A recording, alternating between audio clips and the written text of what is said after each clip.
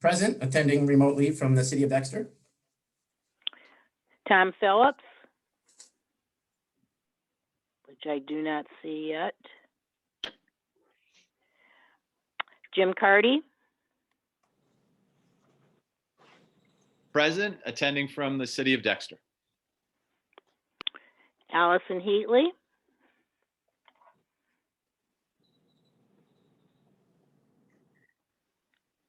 I do not see Allison yet either.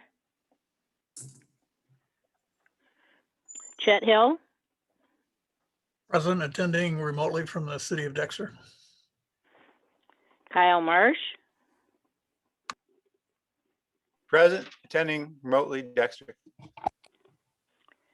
Karen Roberts, Present and attending remotely from the city of Dexter. Wah Hubbard, Present, attending remotely from the city of Dexter. Dustin Wise, Present, attending remotely from the city of Dexter. and student rep Charlotte Hawley, which I don't believe I've seen either. Eleanor King, Present, attending remotely from the city of Dexter. and Aiden Naughton. Here presenting, or here from the city of Dexter. Okay, thank you. Great, thank you very much. We definitely have a quorum. Next on the agenda is the action on the minutes from the virtual regular meeting of February 1st. Can we have somebody move the minutes, please? So moved. Move. Okay, moved Roberts. There's support. Support.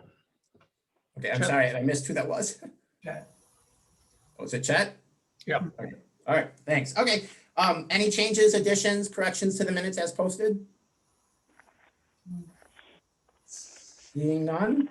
Carol, can you remind me, do we need a roll call vote on these ones again, virtual? Yes, we I do. see. Yep, Both okay. this, yeah, and yep. And basically on everything now that it's a virtual, correct? The only thing is that we don't have to is adjournment. Yep, okay. Okay, so with that, could we have a roll call on the minutes for the February 1st meeting, please? Okay, and I'll include the two that I absent, and just in case they've come in. And what, Cardy? I approve. Did you ask if there's any comments or Yes. any Yes, I did. corrections? Thank you. Okay, Marsh, Approve. Heatley? Nothing there. Phillips, Approved. Hubbard, Approve. Wise, Approved. Hill? Oh, approve again. Oh, did I get? That's Must right. be. Okay. Approved for Well, we somebody know else. you got it there. Okay, Got one reserved. Robert? Yeah. Oh, I made the motion, or yes, approve, okay. Okay, and Kowalski. Yes. Okay, so minutes are approved. Next up is the approval of the agenda. Can we have somebody move the agenda, please? Also, I'll move. Okay, move Roberts. Is there support? Was that Wah Hubbard? Yeah, well, Yep. Okay, support Wah Hubbard, I should say. Roll call vote. Sorry, any additions to the agenda? Changes, modifications? Seeing none. Could we have a roll call vote on the agenda, please? Okay. I don't believe I've seen it. Phillips? Hubbard? yes. Wise? Yes. Roberts? Yes. Marsh? Yes. Cardy? Yes. Hill? Yes. Heatley?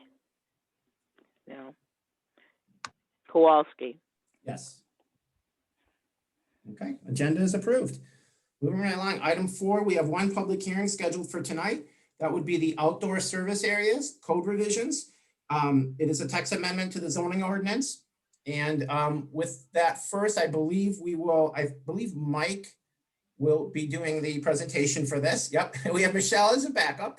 And again, just so I may be a little rusty here since I missed a couple months, I apologize. But if we could remember all to raise our hands, and especially if I happen to miss it, please let me know, because I'm also going to be looking for some tech chat comments from Michelle if we happen to ask her questions. So please let me know. I have the hands open on the side, but got a lot of windows going on. So with that, I guess I will have Mike take it away for the text amendment, please. All right, thanks, Matt. Tom just joined us, Carol. Okay, thank you. So Hey, Tom. I'll be, as Matt mentioned, I'll summarize the materials in the pack, and then both Michelle and I can respond to questions. So this public hearing is an item that was postponed from last month's meeting. If the commission's revisiting proposed text amendments that would remove outdoor seating areas for restaurants as a special use, and then establish 3 new categories of accessory outdoor service retail uses, which include outdoor service areas, or temporary outdoor service areas, and outdoor display areas. It also makes some revisions to open air businesses and auto dealerships. So these are revisions.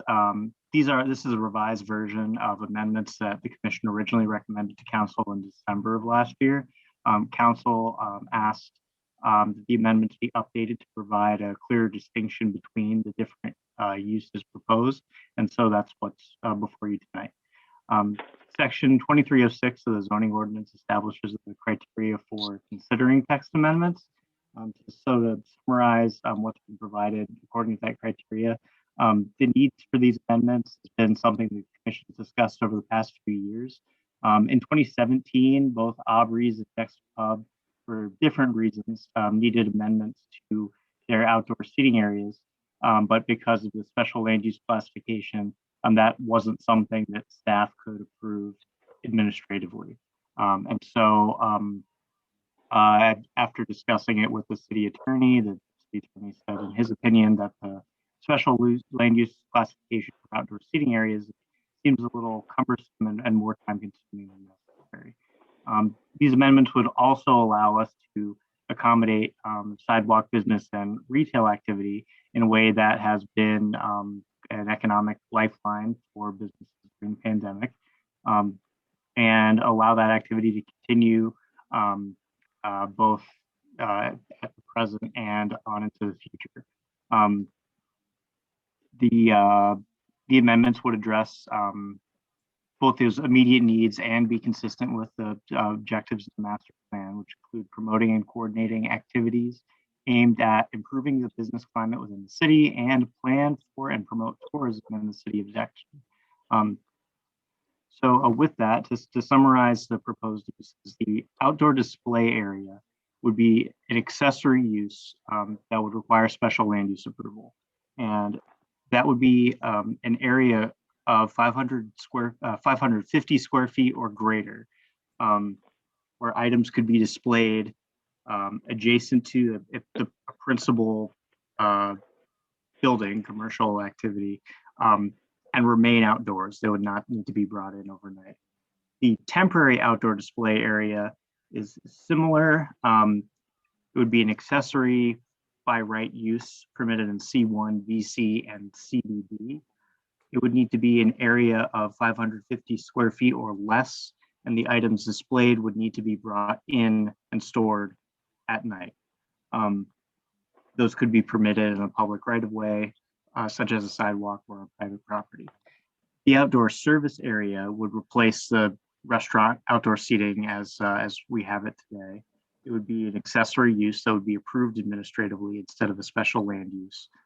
It would be permitted in C1, VC, the CBD district, and it would be a special use in the RD district. Oh, no, I'm staying away from, no. Okay, it will not be a special use in the RD district.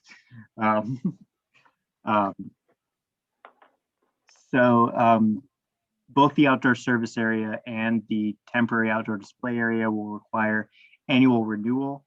Outdoor service areas, in addition to that annual renewal, will be permitted to use public parking spaces as they have over this past winter. between November 1st and April, through May 1st and November 1st. And then through November through April, they'll be permitted to, parking space use will not be permitted, but they could have temporary structures as we've seen on Main Street, igloos, that sort of thing. Then lastly, I won't go through the open air business changes. That use in the automobile dealership use were reconciled to be consistent with the new outdoor display area amendments. So the motions to approve are on page, or I would suggest changes are on page 9 of your packet, and Michelle and I will take any questions the commission has. Oh, Michelle has her hand up, Matt. Thank you. Oh, okay. Okay, yes, Michelle?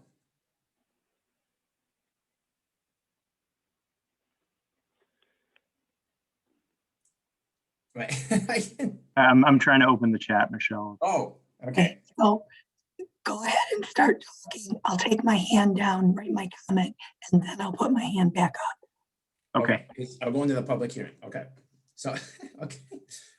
Okay, so with that staff presentation, we will now open the hearing, the public hearing. This is for anybody who would like to comment on this text amendment. If you're on the phone, please, I'm sorry, I forgot. Is it star 6 to raise your hand? Star 9. Sorry, star 9, please, to raise your hand if you're on the phone. So we will open the public hearing now at 7:12. A couple minutes for anybody that would like to speak on the text amendment for the outdoor service areas.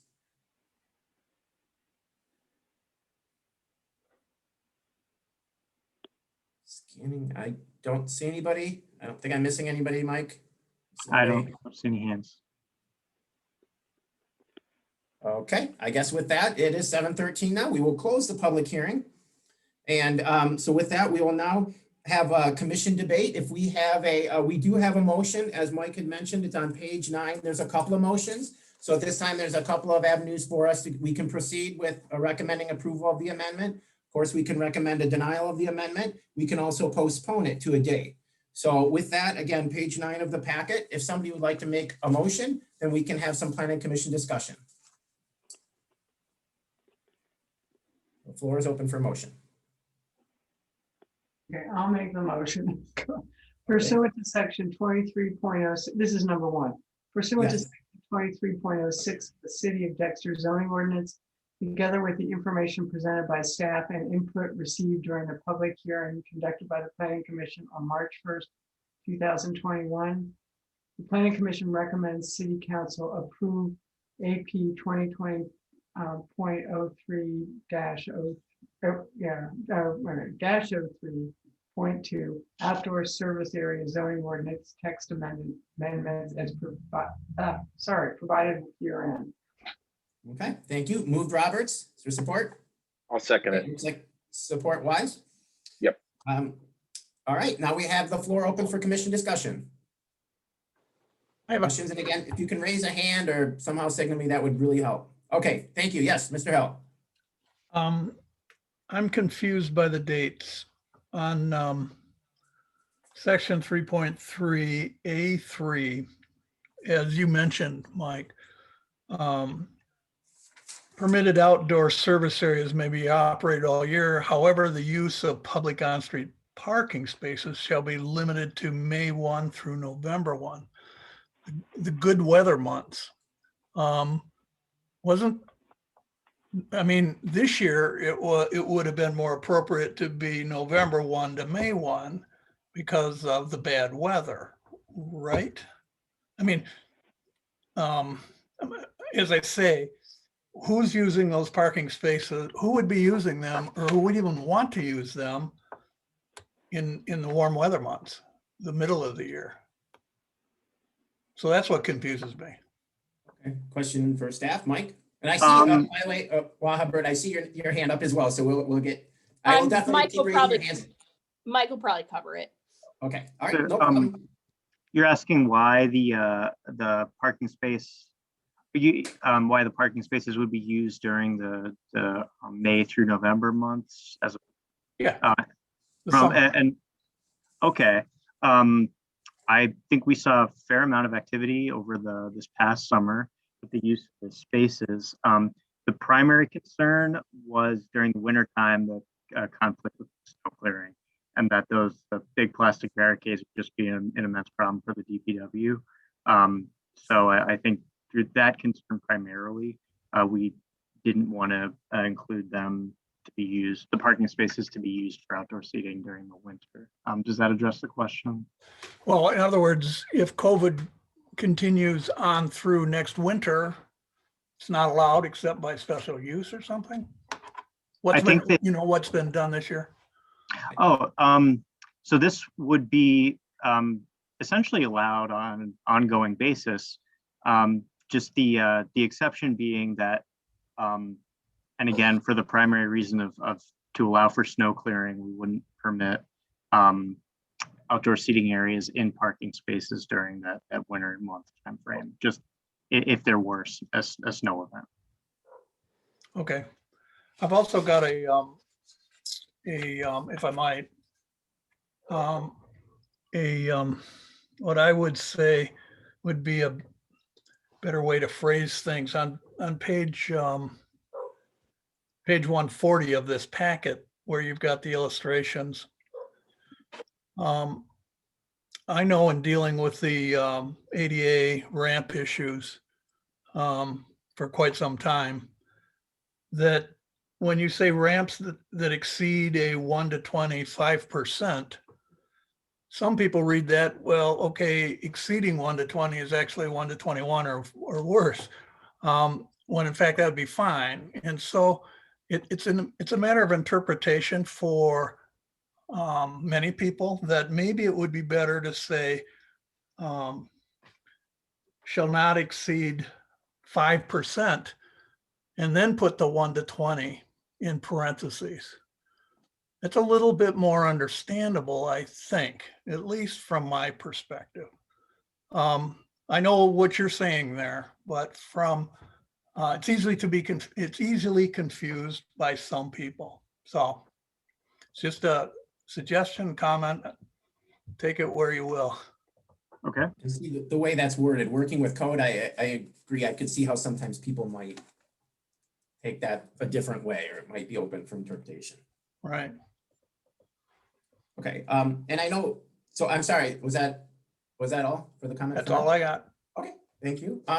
So I know, and Michelle did type a comment in the chat. I will be reading these comments because, again, I know that most of us, I believe, can see that chat comment, but if Michelle does make a comment, we want it to be entered to the public record, so I'll be reading it. So, but Michelle basically just added on what echoes Mike, but use of the on-street parking on Main Street is only during the good weather months. So, but that we kind of just covered that, but I did want to read that because Michelle contributed that. So, with that, yes, while you have a comment?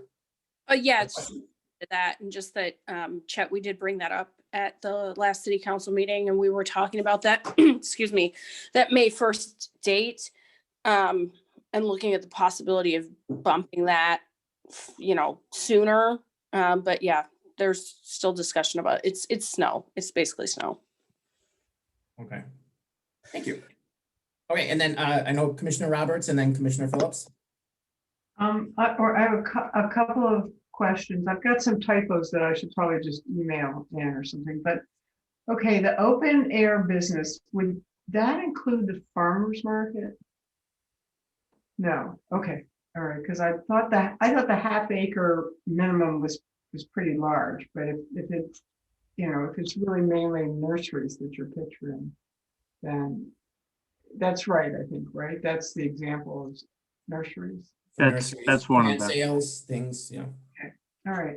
And then I was confused by, and it's on page 192, that the parking lot setbacks, or that if you're using parking spaces, the setbacks between, at one point it sounded like it was 2 feet, and at one point it sounded like it was 3 feet. Now I'm saying it's on page 192, but yeah, okay, so the diagram on 191 shows kind of what you get if you need 3 spaces because you're kind of, you take the equivalent of 1 space and then you dip into all but 3 feet into the 2 on the flanking side. And then somewhere else it has a 2-foot setback from. Thank you for, oh, sorry, Karen. Thanks for pointing that out. That was actually something I forgot to mention. The 3 feet to either side adjacent to the space, and the 2 feet setback from the travel lane is the setbacks we went with for the use of parking spaces when they were permitted this past summer and fall. I think that was, I can't remember if we took those setbacks from another example ordinance or if it was through a internal discussion. But we wanted to keep that some minimum buffer between adjacent spaces in the travel lane. And then that second image on page 192, the outdoor service area with the red area, we would actually need to revise that image. That was from this past summer when we were permitting retail activity in the parking spaces, which in our estimation didn't need as much space as an outdoor dining area. So the minimum required area for an outdoor service area, which would be restaurant only, would be 3 spaces in total.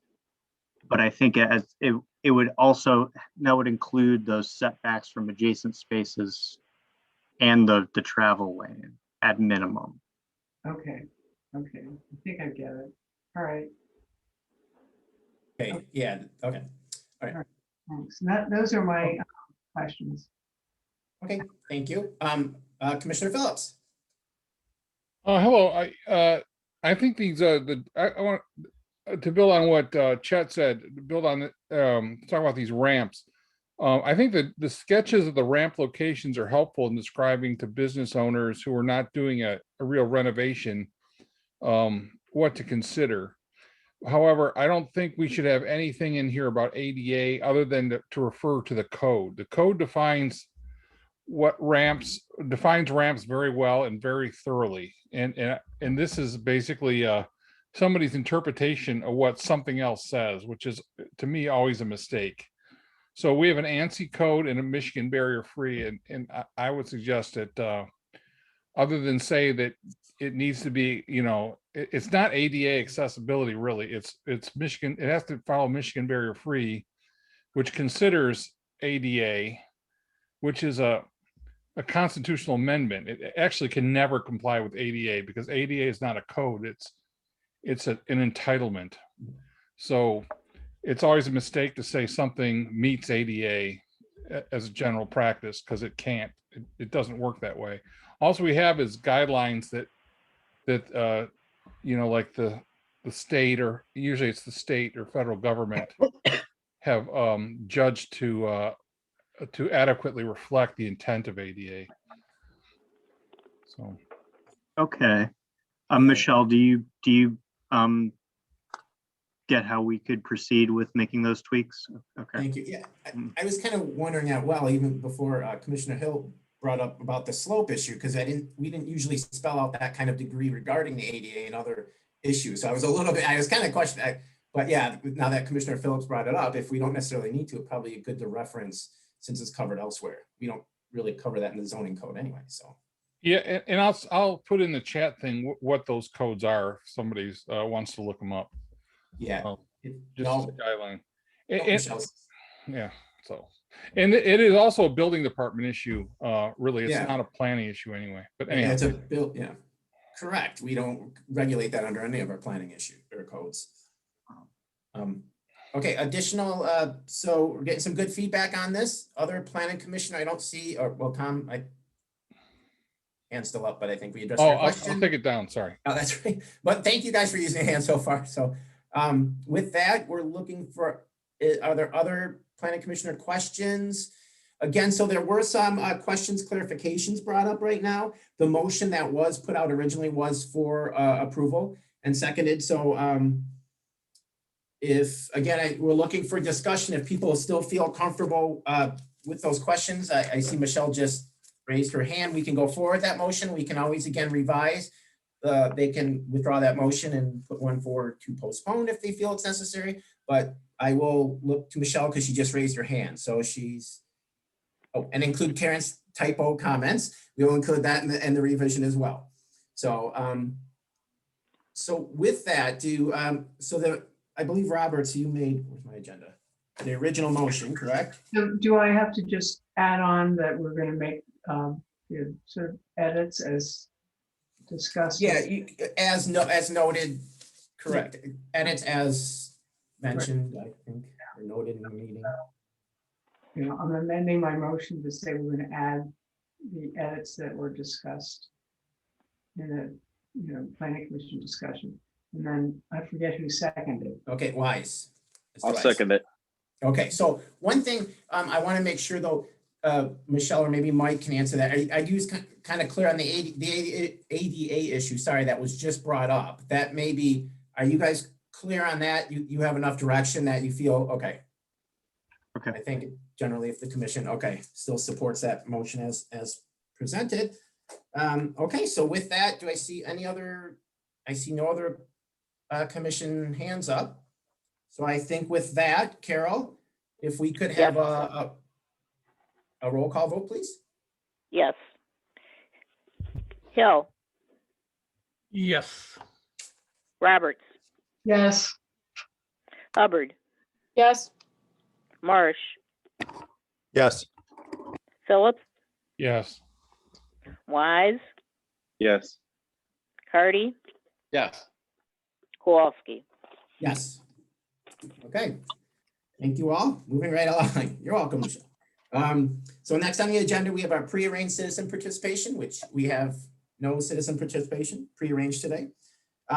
Next is non-arranged citizen participation. So this is a time where anybody that's listening in our audience can, if you're on the phone, please hit *9 and you can raise your hand and address the commission on anything that's not on, well, was listed as a public hearing. We recorded that. Don't see any hands raising in the audience. Again, *9. All right, seeing none. We'll move right along to reports of officers. So first, chairman report. It's just good to be back. Thank you all. I may be a little rusty. I really missed a couple meetings, which was not good. I apologize for that. It was kind of a work commitment. I try not to let that happen, but you know, it happened. So hopefully not for a little while. So it is good to be back, and we get new faces. It seems like every last 3 or 4 meetings. So welcome to a lot of new people. I think it's pretty exciting.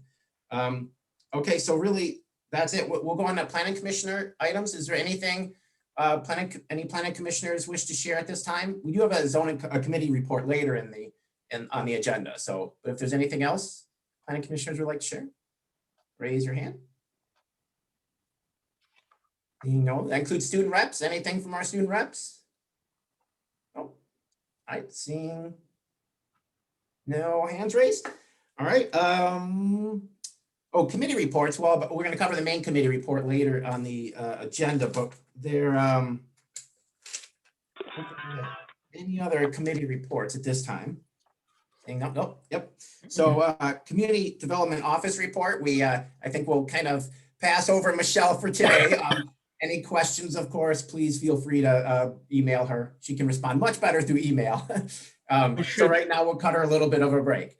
I should, pardon me for interrupting, Matt, but No I problem. should report on the ZBA meeting where a 10-foot variance, in the Yes. front yard setback for a, to save a large hickory on 3274 East Ridge was approved.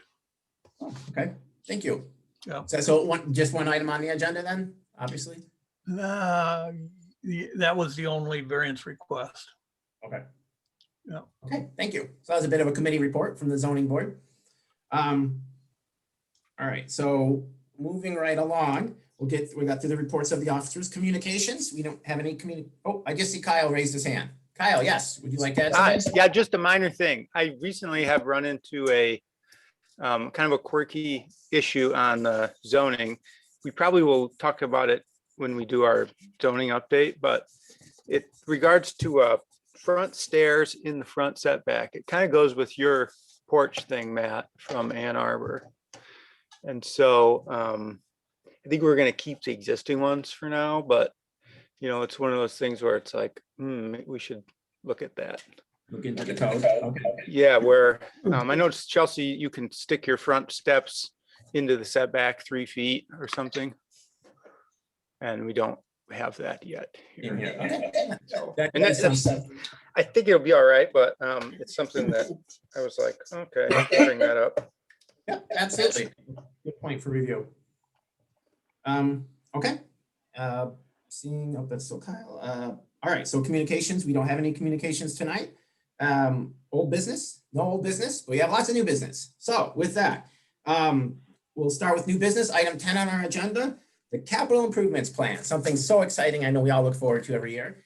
For you new commissioners, you get to look through the entire packet, which is really exciting of all those CIP projects. So I believe Michelle has her hand up. Does that mean you want to say something? Or, okay.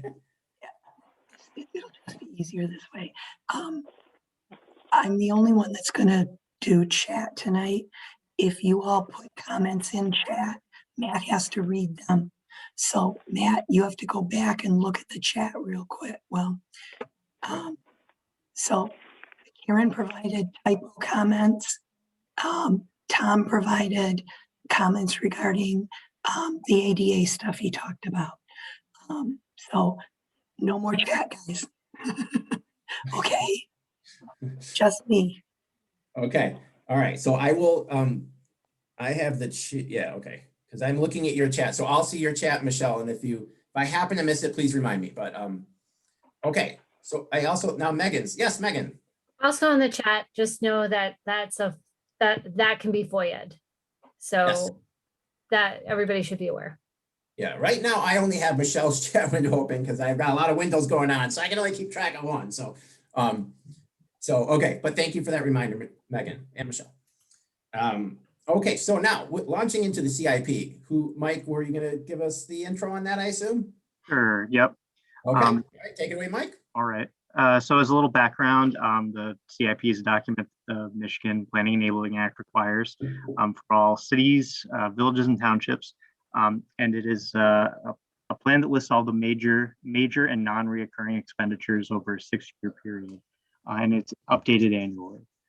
The CIP is meant to identify funding sources for the project and prioritize them according to the objectives of the master plan. And the CIP is completed each year around April and is meant to inform the upcoming budget. So an excerpt from the executive summary, as well as a table that summarizes all the changes that have been made to each CIP project, and all the individual project worksheets are included in the packet. One of the big changes is that there was a large change in the dollar amount of expenditures of the plan. The previous year it was roughly $24,500,000. It's now down to $13,500,000. A lot of that is due to the Phase 2 Main Street Underpass project, which had $10 million in expenditures dedicated towards it. That had been in the CIP since 2008. And it's a road commission project outside of the city. And as it's come up time and time again, it's not something that the city has much control over, and also alternatives to the viaduct there, such as a roundabout, have been found not to be viable. The road commission's not moving forward with it. So we removed it from the CIP. The largest planned projects are in Parks and Streets, the 3rd and Broad reconstruction, and Dexter Crossing asphalt replacements. And there's a typo in the executive summary for those project years. They'll be in 21-22 and 22-23 fiscal years. Those are some of the larger upcoming projects in terms of expenditures. And then the larger, longer term projects include, again, in terms of expenditures, include Mill Creek Phase 3 and the remainder of the Broad Street reconstruction, which would be the segment from Main Street just before the curve at 3rd and Broad. So there's two things specifically with like the commission's feedback on. First is any and all comments, suggestions, or edits for the plan. And then there are 5 new planning projects specifically that we'd like your feedback about. Those are meant to address projects identified in the implementation table in the master plan. And I'll be happy to take any suggestions, and if it helps, I can pull those projects up on the screen if anyone has comments. Thank you. Okay, so with that, we now had some commission discussion. And again, really at the end of this process, we still have a couple. We can continue our discussion. If Planning Commission feels comfortable, we can set a public hearing for April, I believe. Yeah, we had mentioned that it was ready. It could be ready. But again, obviously that's no need. We can discuss it out here tonight. If we need additional follow-up, we can request that as well. So with that, are there Planning Commission questions, comments? Hands up. All right, yes, Mr. Hill. I've got a question and a couple of questions. First of all, who develops the justification scores for these projects? How is that done? That's a secret. It's a secret code. Yeah, right. Can't tell you. No, it's whoever introduces the project, usually staff, or the body that introduces the project. So I know the Parks Commission introduced several this year. They applied the justification scores. I see. So whether it's important or desirable or can wait to be decided is just based on the scores, based on general how it's been raised in the first place and the general feeling of how important it is, really, right? Yes, and there's different categories that each have a numeric score associated to it. And depending on the total, the highest combined score is a 15. And then I believe lower projects are around a score of 10. Yeah. But whoever introduces the project usually determines those, and the Planning Commission or Council can adjust as they see fit. Oh, I'm not being critical, but it is sort of arbitrary in that regard, right? It's subjective in terms of whoever introduced the project. Yeah. I think if I could add though too, there are some, regarding in particular utility projects. I mean, sometimes those are things that are out, they bump up. So we have things that, we make our justification, but it's not like, not necessarily we, but people. And then some of it was ours, I remember in the past through Planning Commission ideas, but also, utility, when it goes to the admin and stuff, I'm sure they can add. And Michelle has her hand up, maybe she'll add more, like certain infrastructure projects. When we get the funding, it may move up on the schedule and things like that. And so there are certain things like that have to be done. Correct. Like, so there are ways that grants are available and things like that. But I know Tom Phillips has his hand up, but Michelle, do you have something to add? Justification, Michelle adds, justification and priority are different. You can have a high justification project, but a low priority. Gotcha. Right. Gotcha. Correct, exactly. I got one other question before I surrender my No problem. We can always go back. No problem. You don't get just one speaker. I'm curious about the new project, the traffic study on alleviation of the tunnel congestion. What is that all about? That's meant to be a more comprehensive look at traffic and congestion citywide.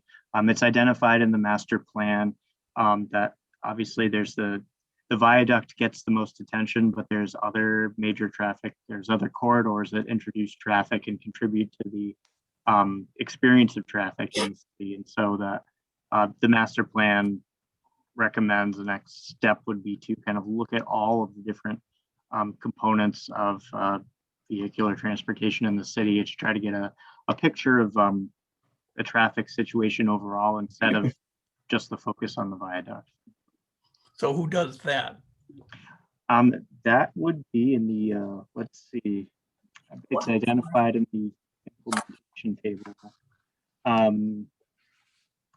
So the Planning Commission and City Council is directed to be responsible for that in the master plan. I think Michelle or Matt, it would be at whatever point there's a time and either council or the commission's agenda to, and I'm sure if there's funds available as well to initiate a study like that. So. Okay. One thing I was going to ask, though, to follow up that, I did have kind of a question. Is it does reference just a tunnel? When was that? I mean, it's kind of, is that specific just, but it's kind of like an overall thing, I thought, right? I mean, it kind of highlights the tunnel congestion. So I don't know if we maybe should give it a little better description to say that it's more comprehensive, or, I mean, I know this is just a placeholder, so I don't want to go too much on that, but, and I know that's a major focus of it is obviously the tunnel, but. Well, that is an important distinction. So that we do want it to be a comprehensive study and then not just the tunnels. We could wordsmith the description. Yeah, exactly. And one other thing I know, when we get to the point we wordsmith it, but also I would put out for, traffic again, is just seems like it's motorized, or it is motorized. Is there a way to, I mean, not just traffic, why don't we look at, with that traffic study, other modes of transportation that we're encouraging in the city, either walking, pedestrian travel, things like, and bicycle travel. I think that should be part of any traffic study, because we're only inviting more of that, which is a good thing. So, okay, with that, I know that Tom had his hands up first, and then Kyle. So Tom. Oh. Yeah, to Chet's question, it also has to do with, where people live and so on. For example, like the connector to Westridge from town was really high and expensive on that list, whereas the connector from like Huron Farms to the border trail is very low on the list. So part of that is that Huron Farms has nobody on council, even though we have 265 houses. We're a pretty low priority. So that plays into it apparently as well. Okay, thank you, Tom. Kyle next, and then Mr. Cardy. Thanks, Matt. I'm just wondering, what is the process for submitting a capital improvement for consideration? Do we do that? I mean, as members of planning, can we bring an idea for one of these things? Yeah. How would we kind of do that? Yeah, we certainly could. I mean, we've mentioned it at other other meetings in the past, and it gets up. I think it's something that does involve obviously some staff work, at least initially, to make sure that it's something that's viable and within the realm of possibility, but also as after planning commission discussion, if it's deemed worthy, it's something that could be added. But I mean, Mike, Michelle, correct me if I'm wrong there, but we can add that after discussion. Yep. That's pretty much it. And Kyle, if you had something in mind, you could email Michelle and I if you wanted to. It's that we'd have to draft what the worksheet looks like, and so we could talk about that offline. And if we could work with you on that and put together something to present if you wanted to do that. Thanks, Mike. I appreciate it. Okay, thanks, Kyle. And Mr. Cardy next. So this is my annual request that the community parks, quote unquote, improvements be removed from the plan. This project calls for creating a looped path in Community Park. There is no one asking for this path. Whoever came up with this years ago came up with it before the park was fully in use. Anyone who goes out to that park knows that the last thing it needs is more pavement. Where they're suggesting putting the path goes directly through where kids kick soccer balls every day. It goes directly through where after every snowstorm, kids sled. This is a thoughtless project that has no support from anyone in the community. If you were to actually go out there and survey people who use that park about this, I doubt you could find a person in favor of it. And so it's just my annual request. Every time we do this, I make the request. I've made progress to the point that I now see the narrative said Planning Commission does not fully embrace this project, this improvement. That's a little improvement. And next I'm going to keep arguing until it's out. If it ever comes close to getting funded, I'm going to organize community support against it. So once again, this is my request to remove it. There is no one who wants it. The last thing that park needs is more pavement. It literally will take away a place that kids play every day. So there's my annual pitch on that. Yes, thank you. And I think, well, yeah, and I do remember, you're absolutely right. We have discussed it, and I don't think there's a ton of support from planning, but I know that there's other elements at work play between parks and things, but yeah, we appreciate that comment, Jim, and it never hurts to make the comment again. Because like I said, I think the commission generally agreed with you. So thank you. Okay, so wait, Tom had his hand up.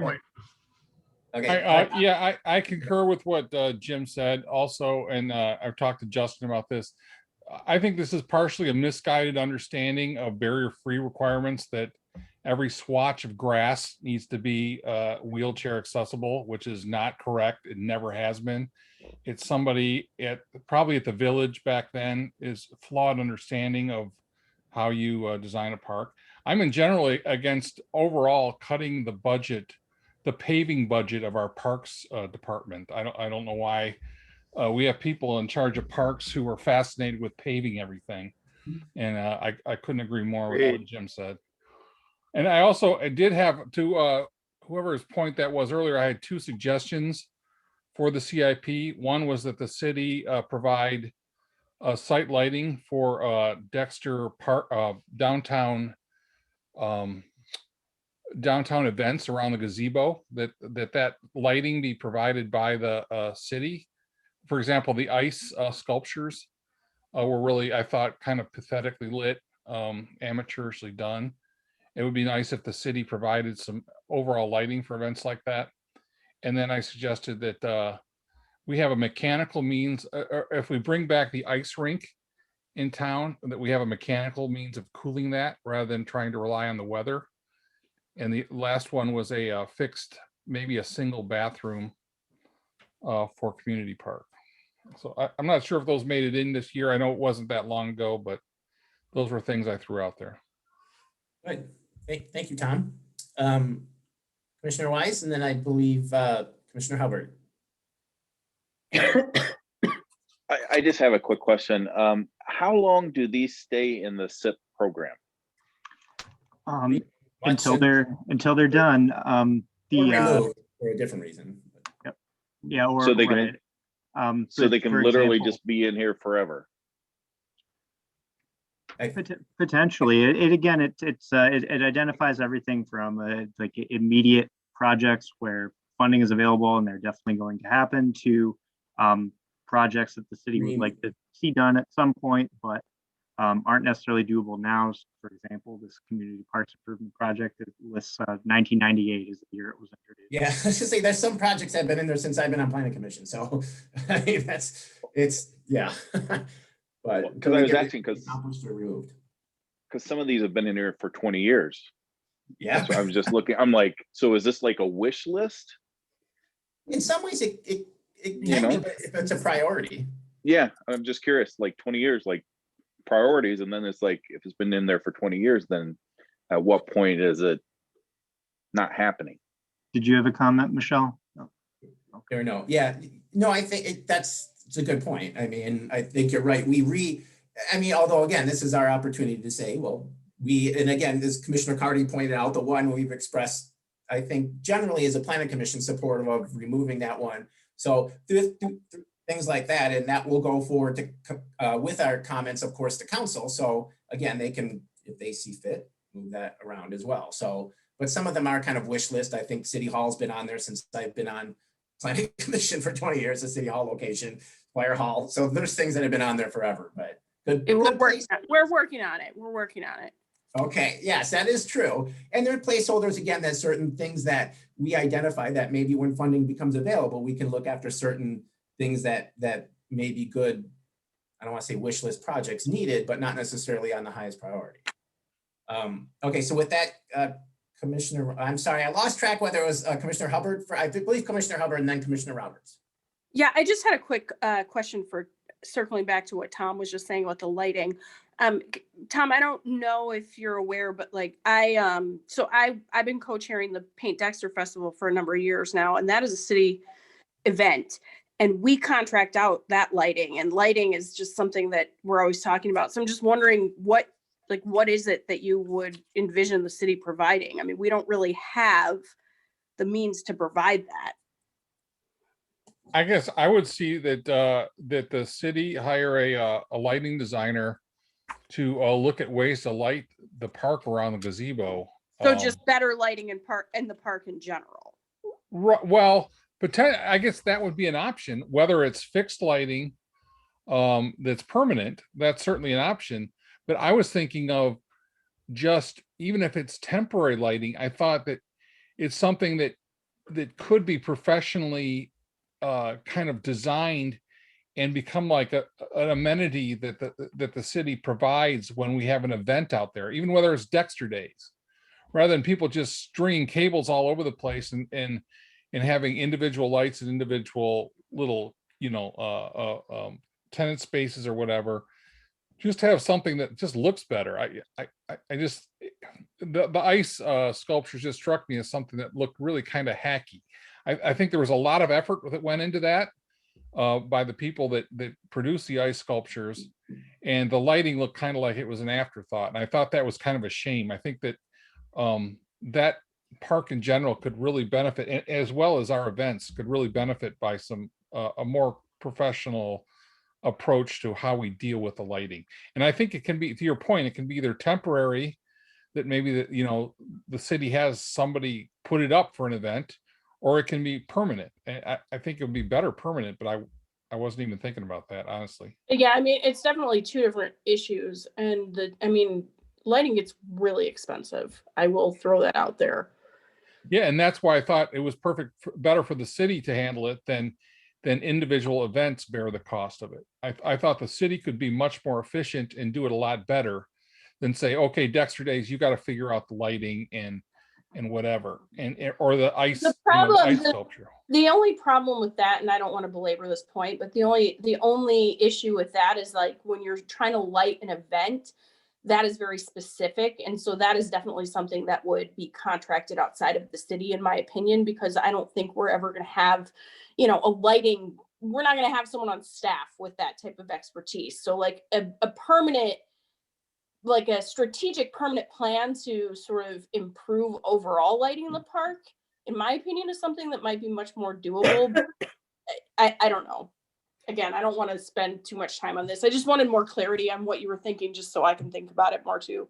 Yeah, I agree with what you're saying, Wa. I just thought it struck me that the lighting for the sculptures looked hacky, and I thought we could do a lot better. That was all.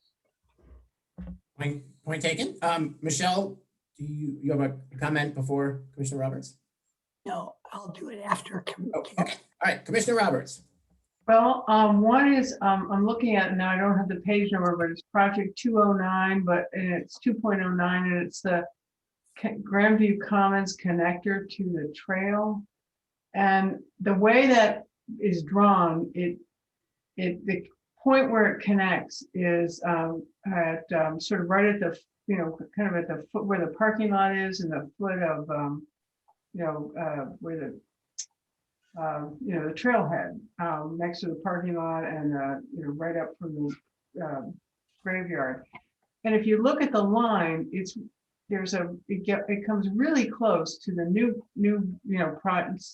phase 2 that's already been built, far short of that. And it just seems to me it's sort of inefficient to have that much additional. This is on, I found it now, it's page 323, and it's just inefficient. I mean, you're just tacking on all this trail, and it looks like the line was drawn, the trail was designed, or when before phase 2 was done, but it's done.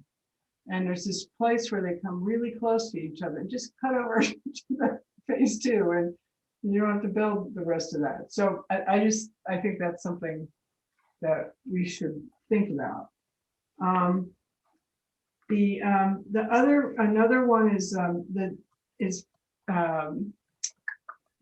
311. God, I wish I'd written the pages down. 3.11, and that's and I had this problem last year where I was too tired to bring it up because it was so late at night. But it's the sidewalk near Dan Hoey, and I think it's designed to connect, Like it's on page 40, or no, sorry, 342. Yeah, that's it. 40, I don't know. Yeah. And it looks to me, it looked like this last year, and it looks like it to me this year. It's the sidewalk to nowhere. I can't figure out where it goes that is going to be of any value to anybody. It's supposed to connect, I think, the Hilltop Apartments down so they can kind of plug into the sidewalk system for Walkabout Creek, but it's that doesn't go anywhere either. And so, because you still have to, it's quite a hike before you really get to sidewalk safe on Baker. So it does, you're right. I mean, it connects to, you're right, at Walkabout Creek, it kind of stops, but going the other direction, it goes all the way past, it goes all the way to Dexter, Ann Arbor Road to the shopping center. So across that side of Dan Hoy. Oh, red squiggle on my page. It's just this little squiggly line. Yeah, that little squiggle is probably part of the, yeah, I guess I don't understand what exactly the Yeah, I squiggle thought the squiggle was it. But that whole sidewalk's gonna connect all the way then, basically all the way from Dexter and Arbor Road along Dan Hoy, that side, all the way to Walkabout Creek. But I don't think we can get the easement to go Walkabout Creek. That should be in the plan somewhere, and it isn't. So, I mean, it may be somebody's discussion, but this is the place to put it then, if that's the intention. And it isn't there. So that was a comment. And then I did think we could take the money we would save by only putting sidewalks on one side of the road instead of two, and use it for Tom's lighting plan. Because, I was looking at there are a couple of places like Edison on, Edison on my side of Main Street.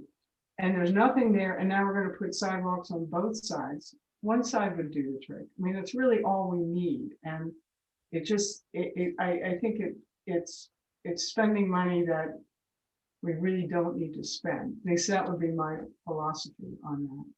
And then the last thing is there's discussion of this streetscape on 2nd Street, and one more specific project is putting sidewalks on 2nd Street, which are very much needed. I mean, just on one side, they've got to have them. It's a treacherous, it's charming, but it's treacherous. And people walk in the street all the time, and there are a couple of blind spots there because of the way the hills kind of dip. And then during the snow, it's just asking for it. And there's a surprising amount of traffic on that street. I walk there a lot with the dog, and I'm just shocked because I sort of feel like, it looks like a country road. It's all this traffic. I think some of it is, peeling off of, where Mass comes into the city, and then some of it is just the neighborhood that's up at the top, and they're dropping down to Central. But anyway, there's a lot of traffic there. And it's really not a safe place to walk. At the 2nd Street. So, yeah. So anyway, those are my comments. Okay, thank you. And I have one comment also to read in from Michelle. It was in response to the one item that you pointed out about the connection to the park, the trailway there. And I do remember the Grandview Commons. Oh, there's two. Oh yeah, there's a comment above it. Okay. Yep. First, the Grandview Commons connection, that one that you had mentioned next to the phase 2, that is required as part of, it's part of the PUD and is required. It was done before the connection to Baker Road. I specifically remember that because I think I helped request that. So, so that was as part of that PUD. And the comment above that is, again, it goes to the point of about who can add and remove projects. The Planning Commission can request a project to be removed, so can staff, city council, or the staff or commission that created the project. Exactly. So that kind of goes back to a couple of comments before that. Thank you, Michelle, for we can remove the project that Tom is requesting. I mean, Jim is requesting. Correct. Okay, so I believe I'll go to, I'm sorry, Karen, was that? Maybe we should do that tonight. Additional comment? You're good? Okay. Watt took her hand up. I took her hand down. My fault. No, I didn't mean to take my hand down. Oh, you still have your hand up. Okay, there you go. Okay. I guess I'll put Yes. it back up. I just wanted to respond to a couple of things Karen was saying, and staff, please correct me if I'm wrong or expand if it needs to be expanded.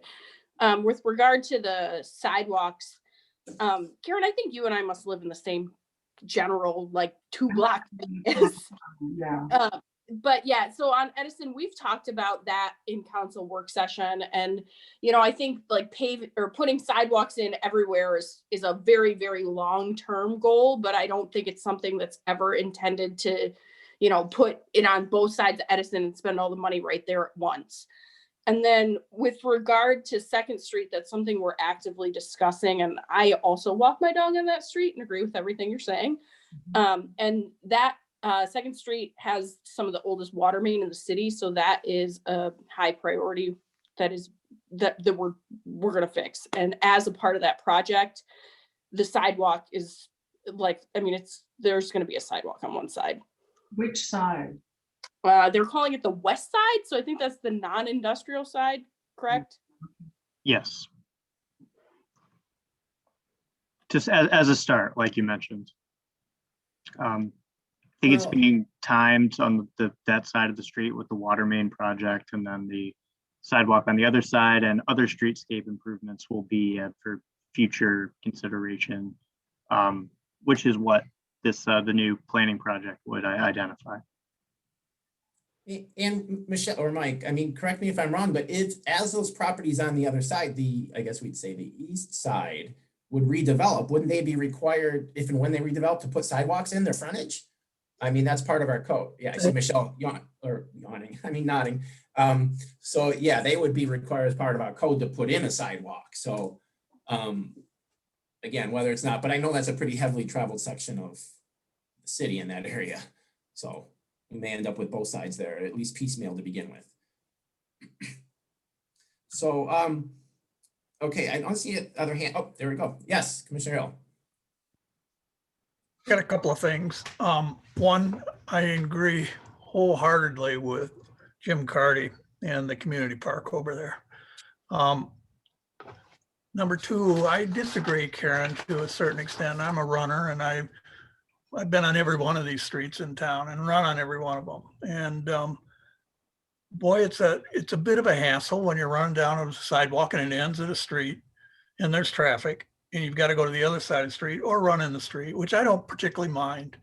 But the convenience of sidewalks on both sides of the street, I think is an important issue. And if it's over, as long as it's strung out over time, that it isn't a huge outlay all at once, I think it's important. In fact, I have not been on a street where I've come across that I hadn't said to myself, boy, I wish there's a sidewalk here. I can see in some cases where it's very difficult to do that, but I myself personally, I support the idea of the sidewalk program. The other thing I had was First Street Park, Horseshoe Park. Very, very few people know that park is there, or use it even.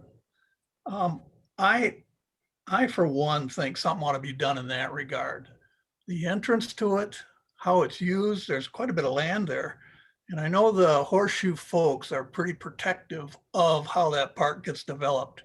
I know a couple of them, but at the same time, if that's a park and people don't even know it's a park and it can hardly be used as a park, I think that's a shame. So I don't know what kind of planning's been done, but I do think some planning should be done to make that park more recognizable and more usable, if it's going to be a park at all. I agree. I think we've mentioned that previously as a commission, actually, when that comes up on the CIP.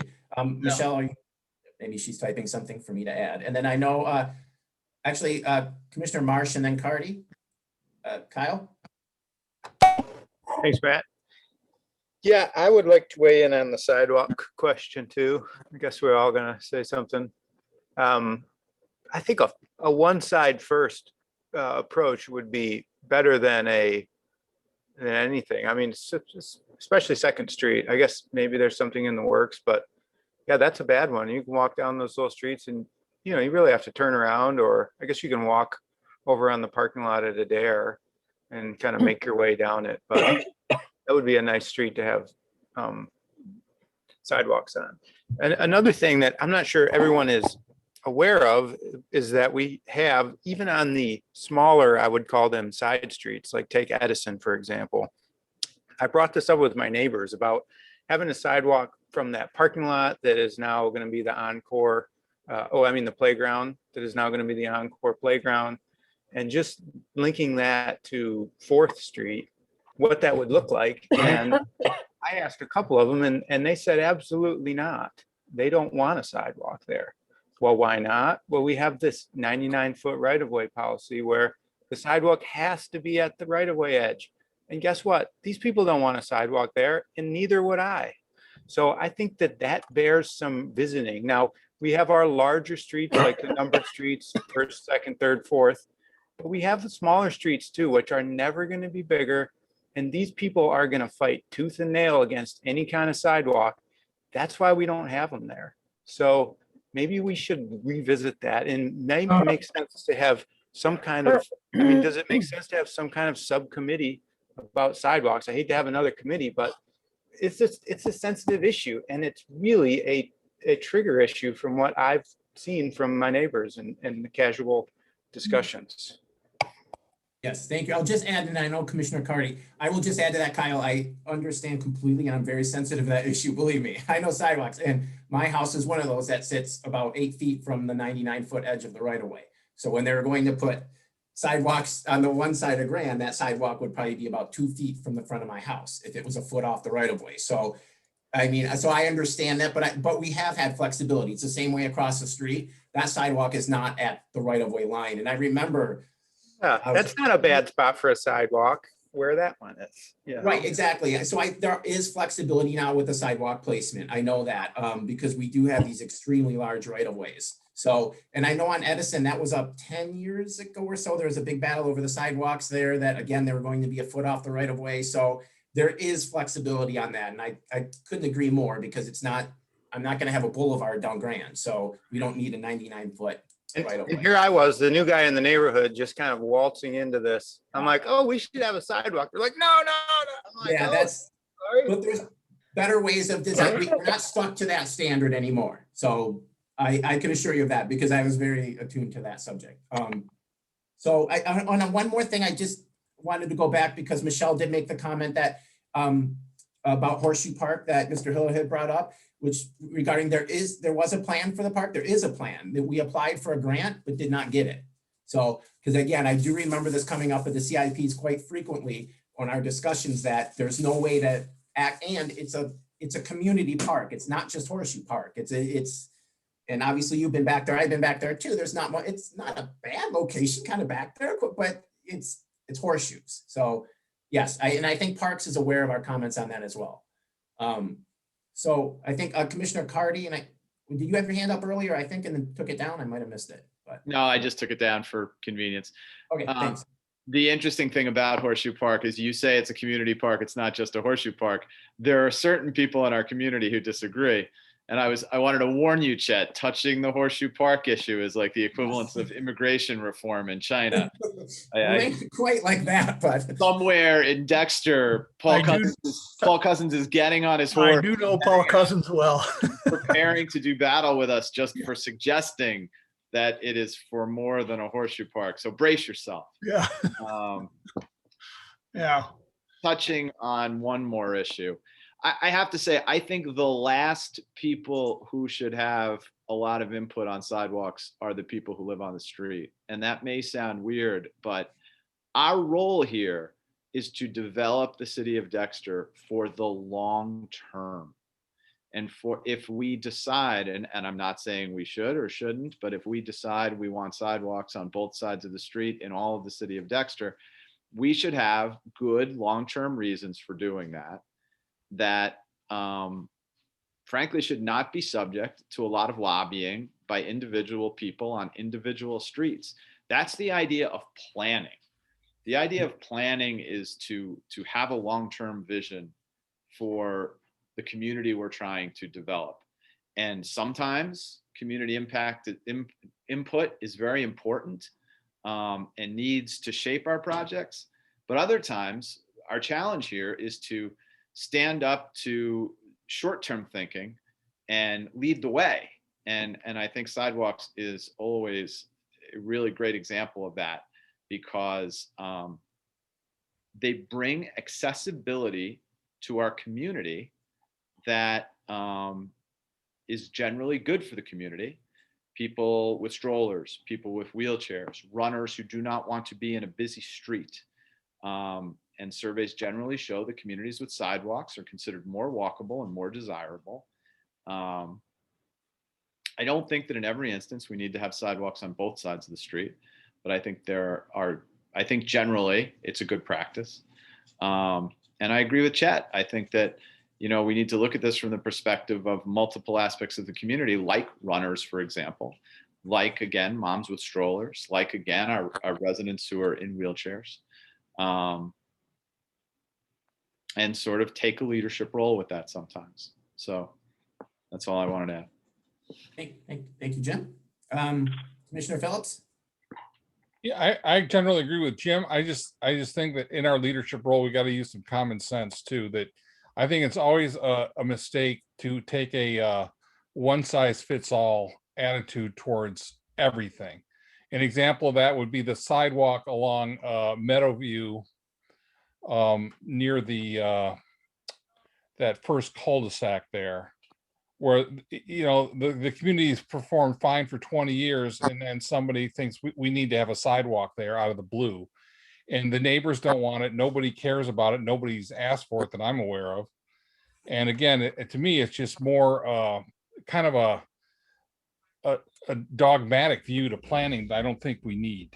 I think that accessibility is one thing, but getting carried away with it, I think, is a mistake. And I think community park is the more community park paving is another example of a mistake, to Jim's earlier point. Thank you. And Tom, I just want to add, I agree with you. We should not have a one size fits all generally. Right. Okay. Yes, Commissioner Wise. Oh, you're muted.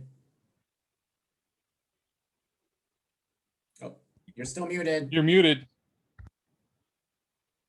I'm There we sorry go. about that. So I guess the question that I'm having is talking about the park that Jim is talking about with the circle in the park. How do we go about recommending that this gets taken out of the SIP program? Sure. So the commission could move to remove or amend any project. I'd have to look back at community park.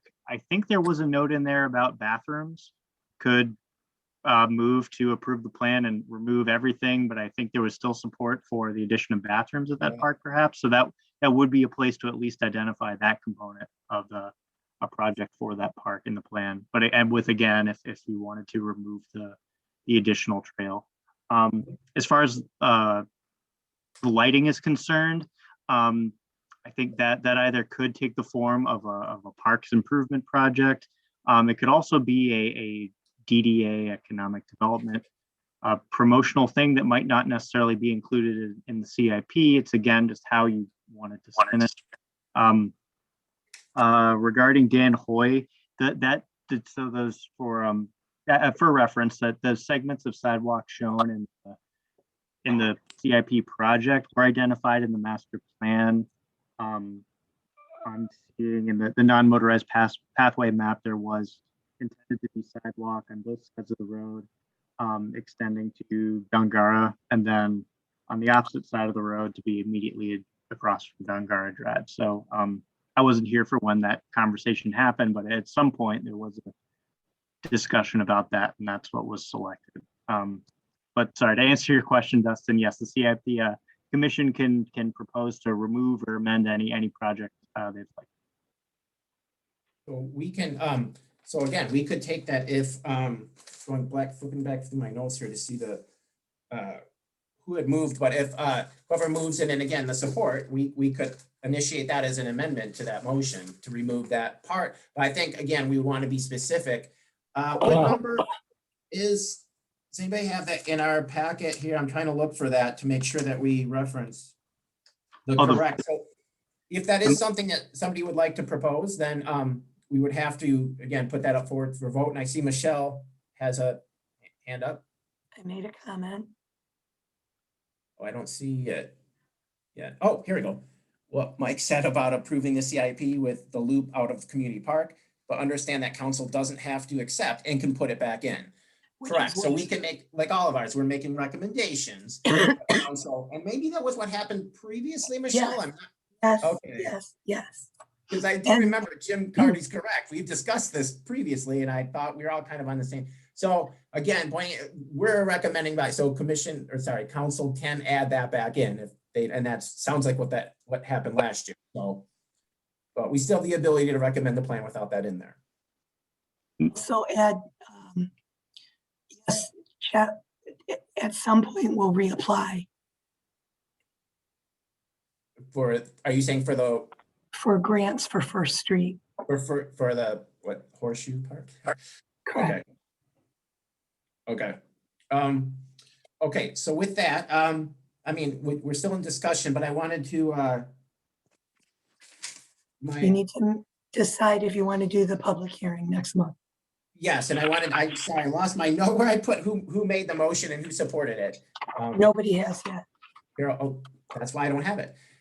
Okay, so so we brought up some issues of concern here. Some of those are for a little bit longer term discussion. I mean, the sidewalk is a great question. And again, I'm a very frequent, I know all these sidewalks that we're questioning, and I agree that sidewalks don't necessarily go everywhere, although I want to encourage them as much as possible, but there may be an opportunity to, I mean, again, whether or not we just pick and choose individual sidewalks is to we're doing a traffic study. If there's some kind of, and I brought up something similar before, is kind of a pedestrian type study along with that to see where people are really walking in what they're using. I mean, I don't think we can have ones that aren't very involved. I know, because again, some of these, and I'm sure the runners or walkers here can identify ones that we know people use. And then like, again, the one on Meadowview, I agree. I think Tom had just mentioned that I've walked by that 200 times probably. And there's one right on that one doesn't really connect necessarily anything, but there are others that are really important. So I think the sidewalk is a great question because we have lots of good opinions in the city about that and about placement as well. I mean, placement on your property, as well as placement ultimately in the village, which side needs two sidewalks on both sides. So maybe that's something we can roll into a further study. Now, having said that, we do have the CIP again put before us. There is one one concern brought up more strongly about removing a project. I know Commissioner Phillips brought up also again about the additional lighting. I think maybe, again, if you want to introduce that, but also that may be a point of concern that the Parks Commission, or the DDA I don't know if that would rise to a CIP project necessarily, given the amount, but I think it's something that's worth mentioning as we go through this. So with that, again, we can set a public hearing. We've offered some feedback to staff. We can see it again at the April meeting. But if anybody feels comfortable, we could make a motion and set a public hearing. We do also get an opportunity again for feedback at the public hearing. It doesn't mean it just because we set a public hearing, we have to vote to approve it that night. But we will get public input on it. Okay, so with that, I see Commissioner Roberts raising her hand. You have a question? About the community park. Since I don't live over there, I don't really know it at all. But would just moving to eliminate the path be satisfactory? I mean, is the rest of the stuff a good idea? The bathrooms, the shade trees, the water fountain, and that stuff, or is that not a good idea? I think so. Commissioner Cardy and Phillips. Yeah, my only problem is with the path, which is why in the past I've asked staff to bring this to the Parks Commission and have them change it. That hasn't happened. I mean, I've been talking about this for years. Well, we could try. I mean, I think we have taken it. The Park and Rec Commission respectfully declined to honor the Planning Commission's request. So Jim, perhaps, it may be worth it to express some of your concerns directly to the Parks Commission. I think we should just take it out. I think we should just take the path out.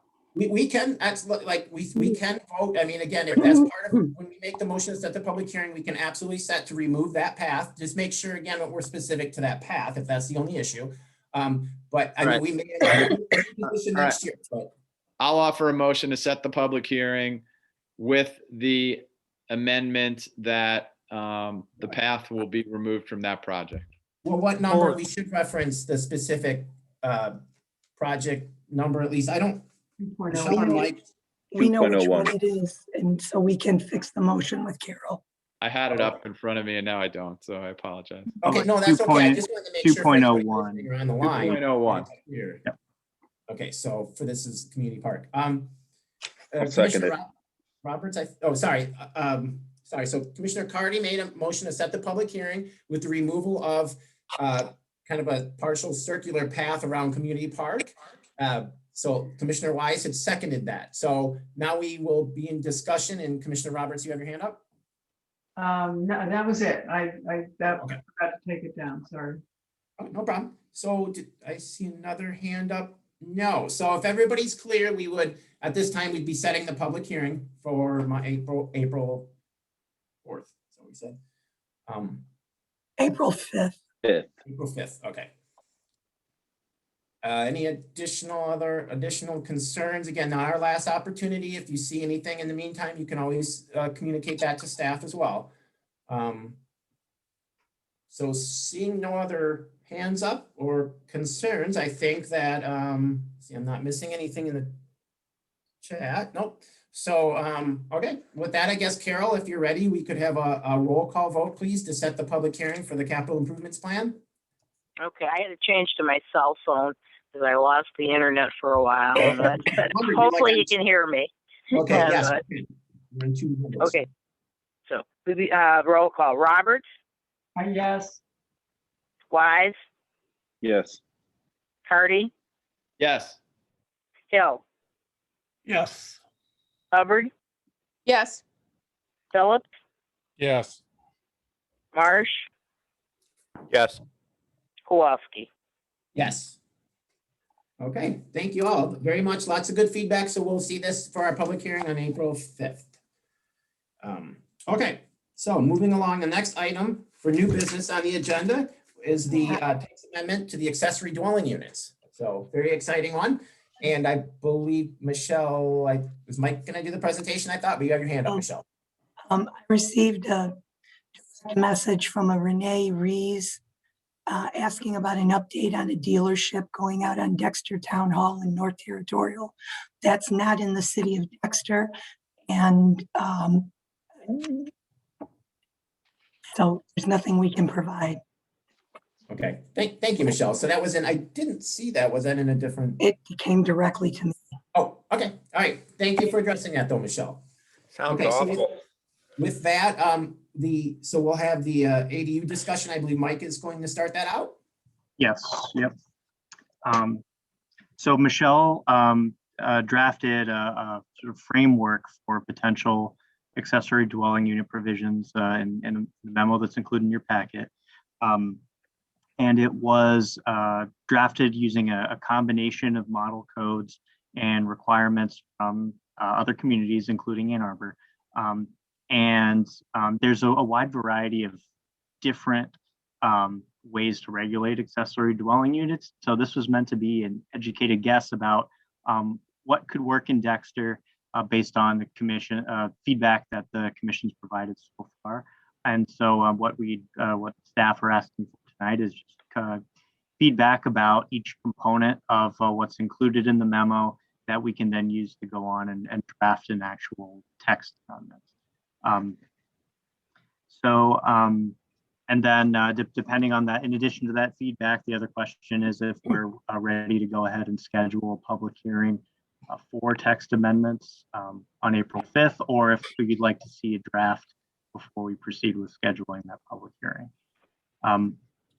So to briefly summarize what the memo in your packet, the first component would be the intent section of the ordinance, which would be an important foundation for the provisions and is important for its defensibility. What's included in the draft are objectives identified by the Housing Task Force and the master plan, as well as the needs that have been discussed at previous commission meetings. So to summarize the proposed ADU regulations, sorry, just a moment. Okay, so the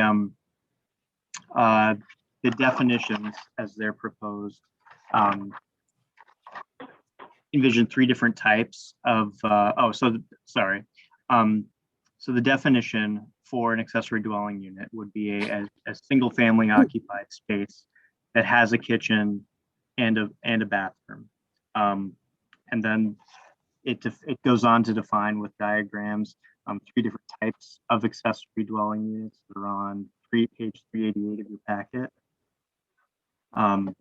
Just to make very clear the different formats that these kind of structures could take. And then regarding eligibility and application requirements and general provisions, accessory dwelling units would be permitted on any parcel with a single family dwelling. Either the ADU itself or the principal dwelling must be occupied by an owner, the owner of the property. A zoning compliance permit would be required and would need to be renewed every 5 years. In the event that there's no complaints associated with the property, then that would waive that renewal requirement. Upon submission of an application, the city would have to send a notice that an application was submitted for an accessory dwelling unit to all properties within 300 feet. The accessory dwelling unit could not be used as a short-term rental. For detached accessory dwelling units, the zoning ordinance currently allows 2 accessory structures. This framework envisions accessory dwellings to be permitted essentially as a 3rd accessory structure. In other words, those 2 other accessory structures, one under 100 square feet and one greater, would also be allowed in addition to an ADU. Regarding legal nonconformities, this framework proposes that a nonconforming structure could be used as an accessory dwelling unit if it's a legal nonconformity. However, if it is greater than 200 square feet in area, it would need to be modified to be in compliance with the ordinance. And I believe there was a typo on page 390. It should say that legally non-conforming structures have to be modified if they're greater than 200 square feet in order to be in compliance. The framework also proposes some alternate lot coverage requirements. ADUs can only be permitted on a lot that's greater than 5,000 square feet. Michelle included, there's only 2 residential lots in the city that are under 5,000 square feet, so those would be the only exceptions. There are maximum allowable gross floor area requirements for ADUs depending on zoning district, and there are also corresponding lot coverage requirements. The idea being for allowing more living space, there should be some adjustment to lot coverage to accommodate that in cases where accessory dwelling units are permitted. And then lastly, the ordinance would not require separate utility services for the ADU. They could use they could be connected to the house and would not require a separate tap. So again, this is preliminary, meant to be for discussion and any and all feedback. So please let us know what suggestions you have, and we'll decide afterwards if we're ready to schedule a public hearing or need to present the draft amendments. Michelle, is there anything to add or? Not right now. Okay. All right. Sorry, did I cut you off, Mike? Were you still? Nope, that's it. Okay. With that, I thought I saw a hand up.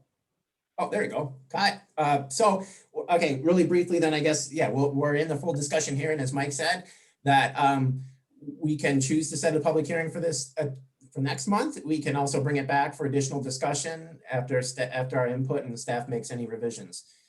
So with that, I guess I'll start off. Kyle Marsh, you have your hand up, please. Thank you. Yeah, I would just like to say, Mike, I think you did a great job on this. Well, thank you. Michelle did draft Oh, it. Michelle too. Oh, Michelle. Yeah, it's definitely consistent with what I've seen with Ann Arbor and some of the surrounding areas. So I may have a suggestion or two, but I think it's really, I think you kind of covered a lot of all the items. Good. Yeah, thanks, Kyle. Yeah, absolutely. Well, more discussion. Commissioner Roberts. I'm on page 392. It's the height, and it's going to be raised can be raised to 16 feet. If does that include if somebody wants to build a garage with a dwelling over it? Because that's a pretty low ceiling. It was actually going to be a question of mine, and I was looking for some of our architect friends. The 16 feet, I don't know that you can get 2 stories. Well, you're not getting 2 full stories. You're getting a story and a half. So it'd be kind of like a slope, like you'd get. Correct. It's a story and a half, not a full 2-story building. That wasn't the intent. You obviously can change that if you want, but 16 feet is the standard, as I understand it, for a story and a half structure. I would, this is Tom, I would, oh, I should raise my hand. Ooh. You're muted, Matt. Oh, sorry. We'll let you jump the line this time, and then Commissioner Cardy. Oh, thank you. Sorry about that, Jim. Just real quick. We should go by stories then. We should say a story and a half then. We shouldn't tell somebody how high they can make their ceiling. That's not our place. But would that be hard? The only question, follow up really quick, would that be hard? Is there a way to, I always look for, again, because I see how people can like get around these things. Would that be easy enough for you guys, Michelle, Mike, to, I mean, can they come in with a story and a half that's 50 feet tall? You know what I mean? There's still going to be a height limit. Of the, yeah, okay. Then that's just. But you know, some people like to have 10-foot ceilings. I wouldn't want to tell somebody, no, you can't have a 10-foot ceiling because planning commission decided 16 feet's enough. That's not a good And that's answer. my question though, Michelle, how would, if the limit's still 16? So how tall do you want a potential story and a half if it's a Right. detached garage with that unit above it? So that's my only I would concern. define story and a half. I wouldn't worry about how high it is. But I don't know, Tom, because then could you come in with somebody with a 40-foot high garage? That's only a story and a half. Well, residential is already regulated by zoning. What is the height? Well, let's get back. I see a lot of hands going up. So let's, okay, so point of regarding the height, we need to follow up on that. Commissioner Cardy. Yeah, I don't know what the solution to the problem is, but I don't think 16 feet or a story and a half, however you want to put it, is enough. I don't think it's appropriate. Part of what we're trying to do here is allow people to do things like build an apartment above a garage, and 16 feet just is not appropriate for that. Okay, so all right, so feedback again regarding the height. And Megan, did you want to add something regarding that or? Yes, yeah, Okay. I would think it would be important also to maintain the context of the neighborhood and what you already have in place for the principal structure. So if you were going to establish a height limit that was very basic, I would say that that accessory building couldn't exceed the height of the principal building, whatever those regulations are. I do believe you do have a height regulation for the principal building. We do. So, well, I also want to say, like, that's how these types of changes get bogged down. Like, we start worrying about changing the character of the neighborhood. Megan, that's exactly what I'm not trying to do. And I want to say I'm completely opposed to that.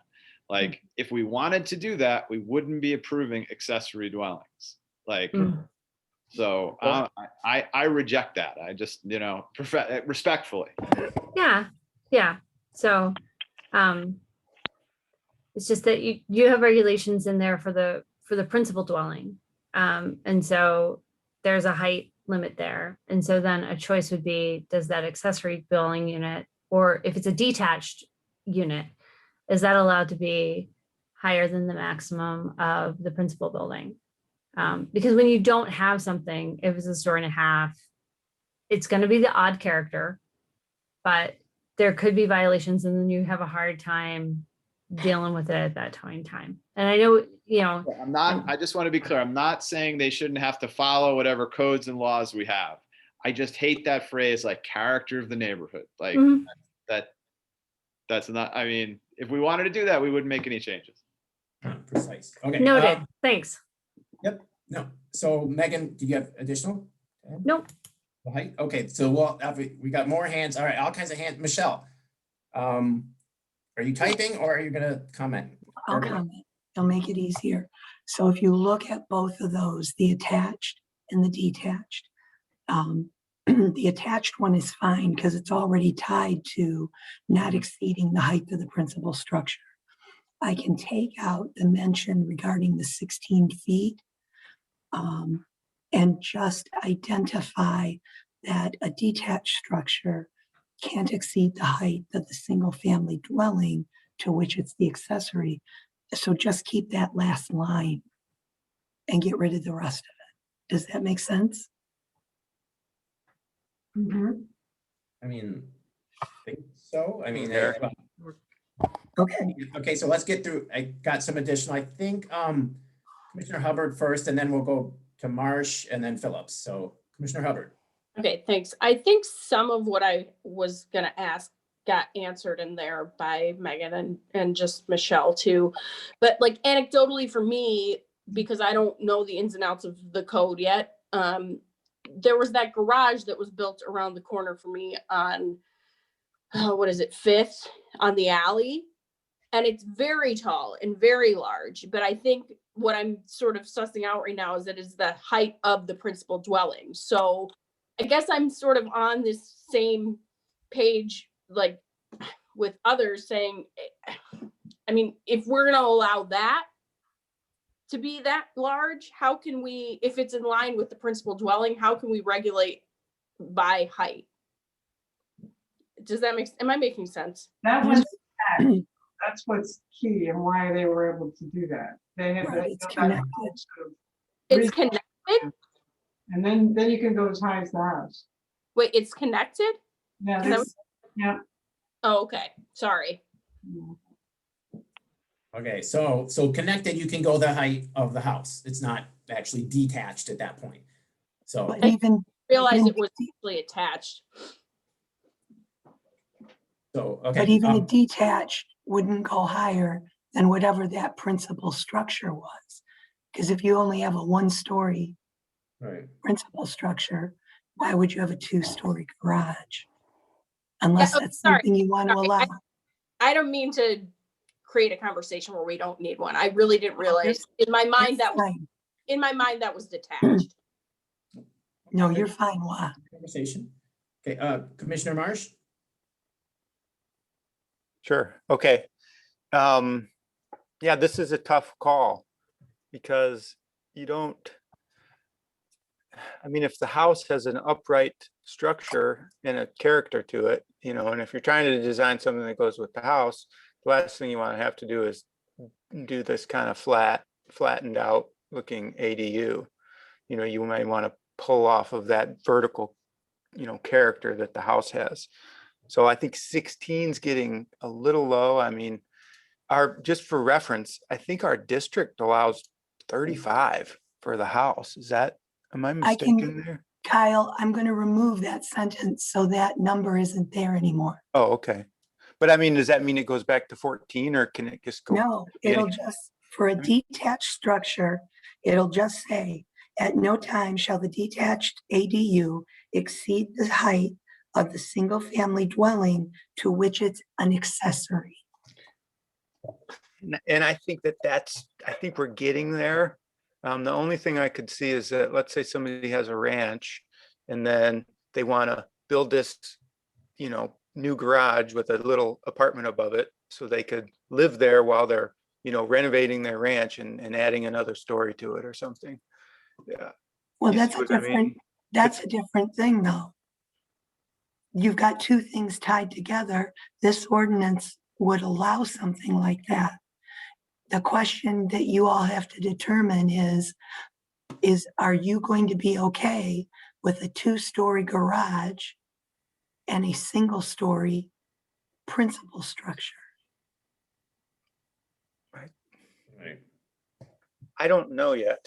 Maybe I I can don't get some know. mock-ups or Just something. leave it the way it is, and you can decide if you want this to come back to you very formalized in a draft, or if you're ready for it to be public hearing, and again, come back in a formalized format. Okay. Okay, Commissioner Phillips? Yeah, I agree with Michelle. I think it's obvious that the principal structure shouldn't be exceeded. I can't imagine that it would look anything but weird if you had a little 1-story house and in the back was a new 2-story house that was twice its height. I think that would be kind of that would be weird. We get a lot of questions about that, and I think rightly so. And I think, if we wanted to have some language in there where we could give the planning commission the authority to exceed the height under, circumstances that we determine appropriate, to Kyle's point, to allow for creativity, that wouldn't bother me. But absent that, I think it's a no-brainer that the principal structure has to govern the total height. Thank you, Tom. So we're hearing, so it sounds like we've kind of come around at least on the height issue. And I agree. I mean, about the 16 matching the height of the principal structure. I think that kind of makes sense. And obviously keeping it lower when the primary house is lower. That's the point of an accessory unit. So I think, so we've heard some support from that idea about kind of, so the way Michelle would word it is just basically taking out the height where it said 16. I'm losing my track here. Yeah, basically 16 feet to just have it match. It cannot be higher than the principal structure. So basically on that, can we see, if somebody else wants to comment on that, does anybody have a problem with that? Okay, Commissioner Hill. And I What see about- Commissioner Michigan. Well, what we're talking about here is a response to the images that you've provided. But what about a big grade differential? There's a number of lots in the city where the house is high, logically.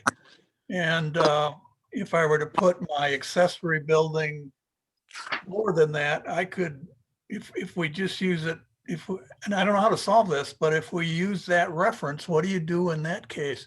Where you might be able to put a 3-story building next to your house, if the grade allowed it. If you look at the house that's been renovated at the corner of Broad and what is it there, Third? They've got a huge grade change in the side of their yard. So how do you address that? Well, I think So, we would use the I same know height.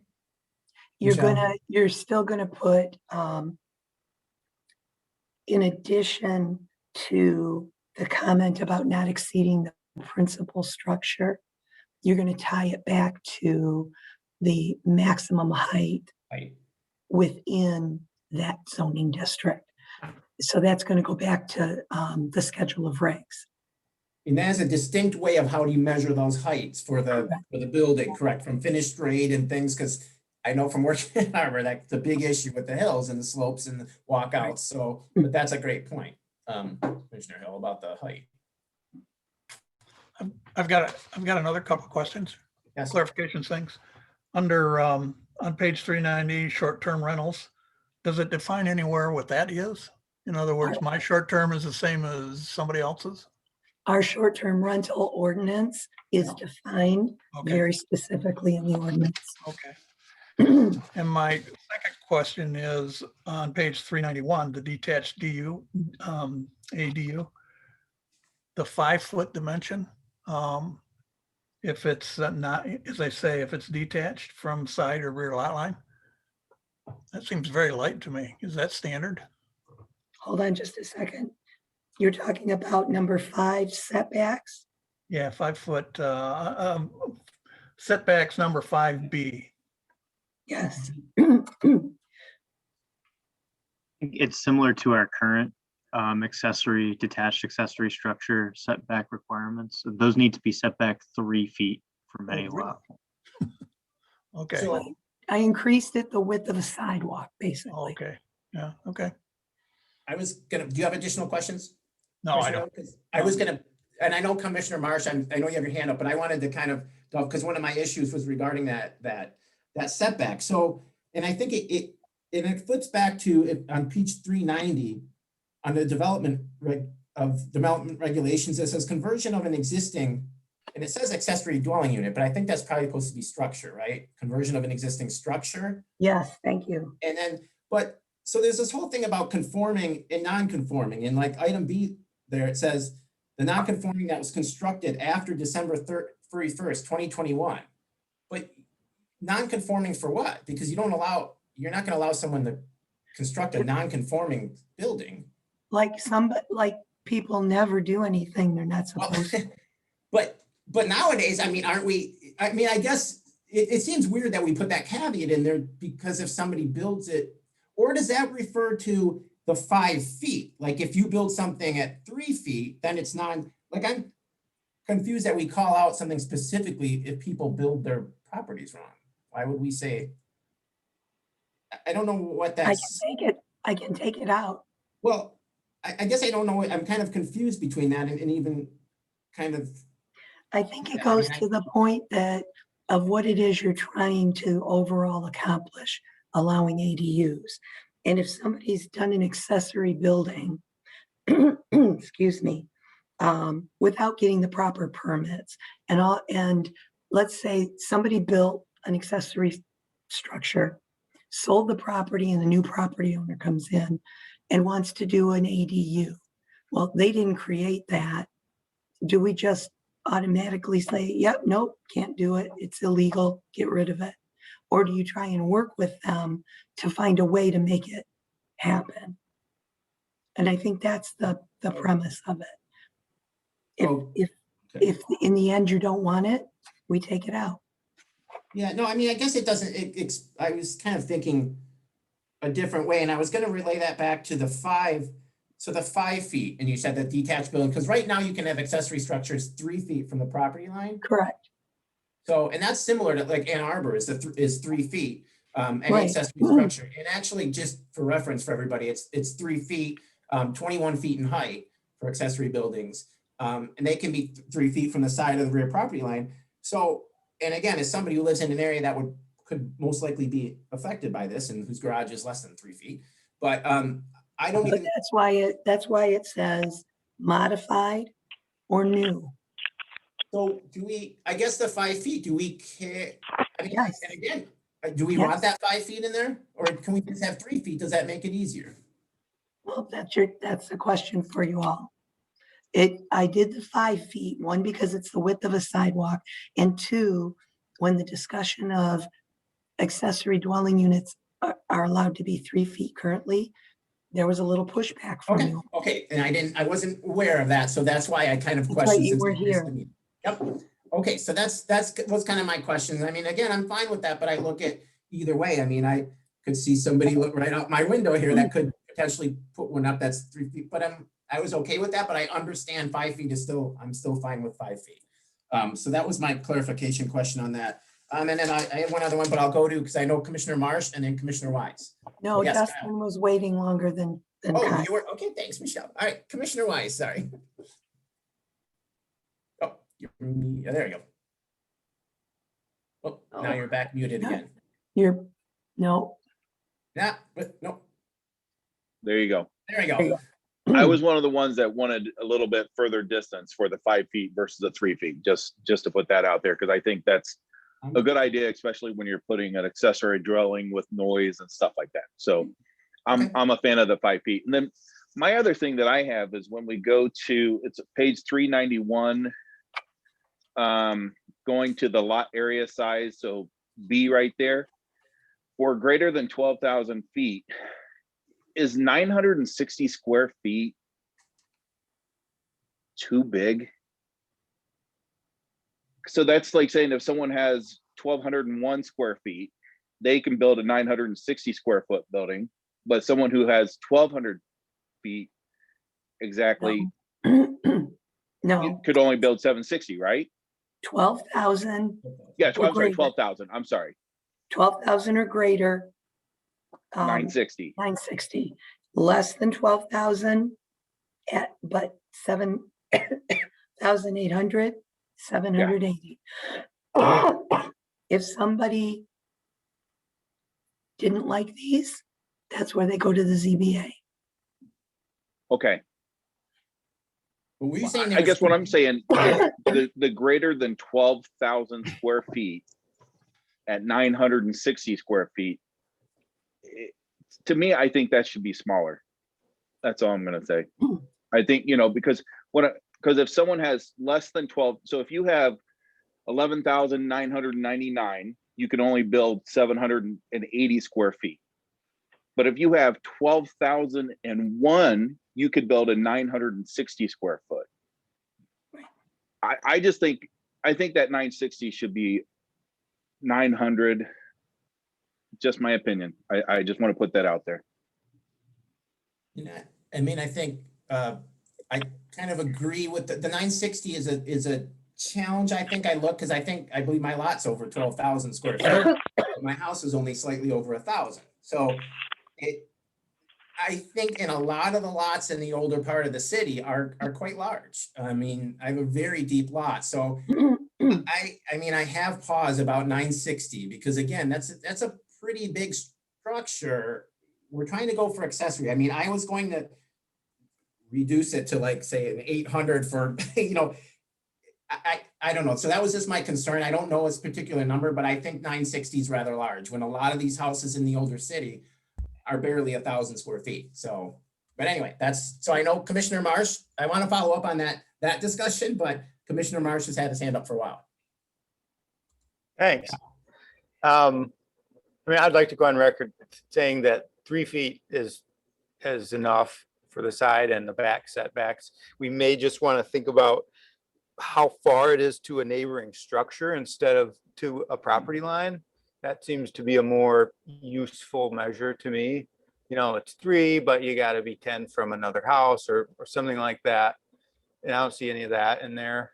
The other thing is the 10 from the original, the main house, to me is, there's this gap. If I attach this garage to this house, which to me is an uglier option for design, then, then I get to attach it and I can, be, further from, I can get a bigger structure.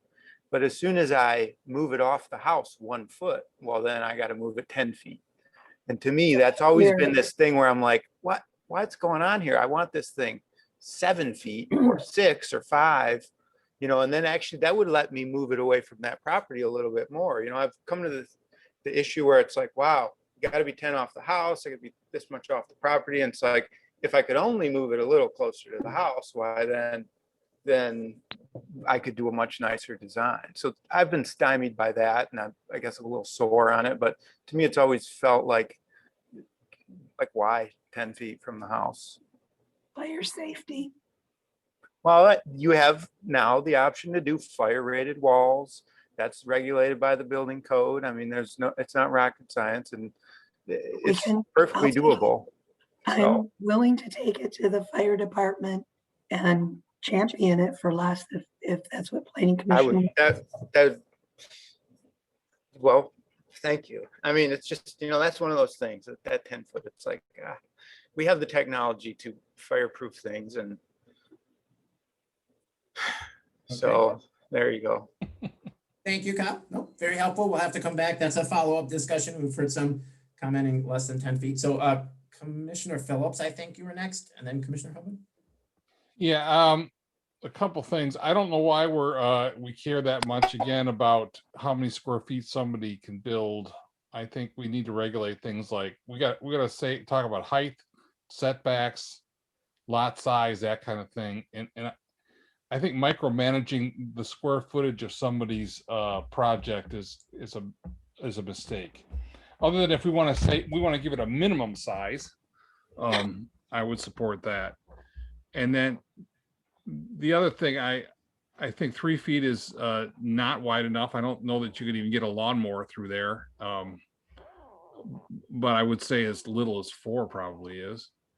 And then as far as the 10 feet goes, I mean, it shouldn't be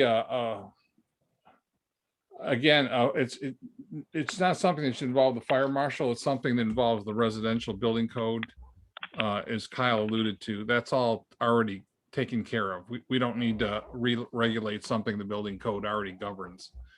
And opening something up to a fire marshal is, I think, a mistake. So that's my 2 cents. Thanks. All right, thank you. Thank you, Tom. So if I can just address, Yes. Tom, the reason that there are maximum gross floor area is when this came in front of the planning commission originally, the range was 500 to 1,200 were some of the examples. Planning commission was adamant that 12 or most of the people on the commission were not comfortable with large ADUs at 1,000 to 1,200 feet. So I tried to keep them under. I understand, but it seems to me that should be scaled by the rest of other ordinance criteria like lot size.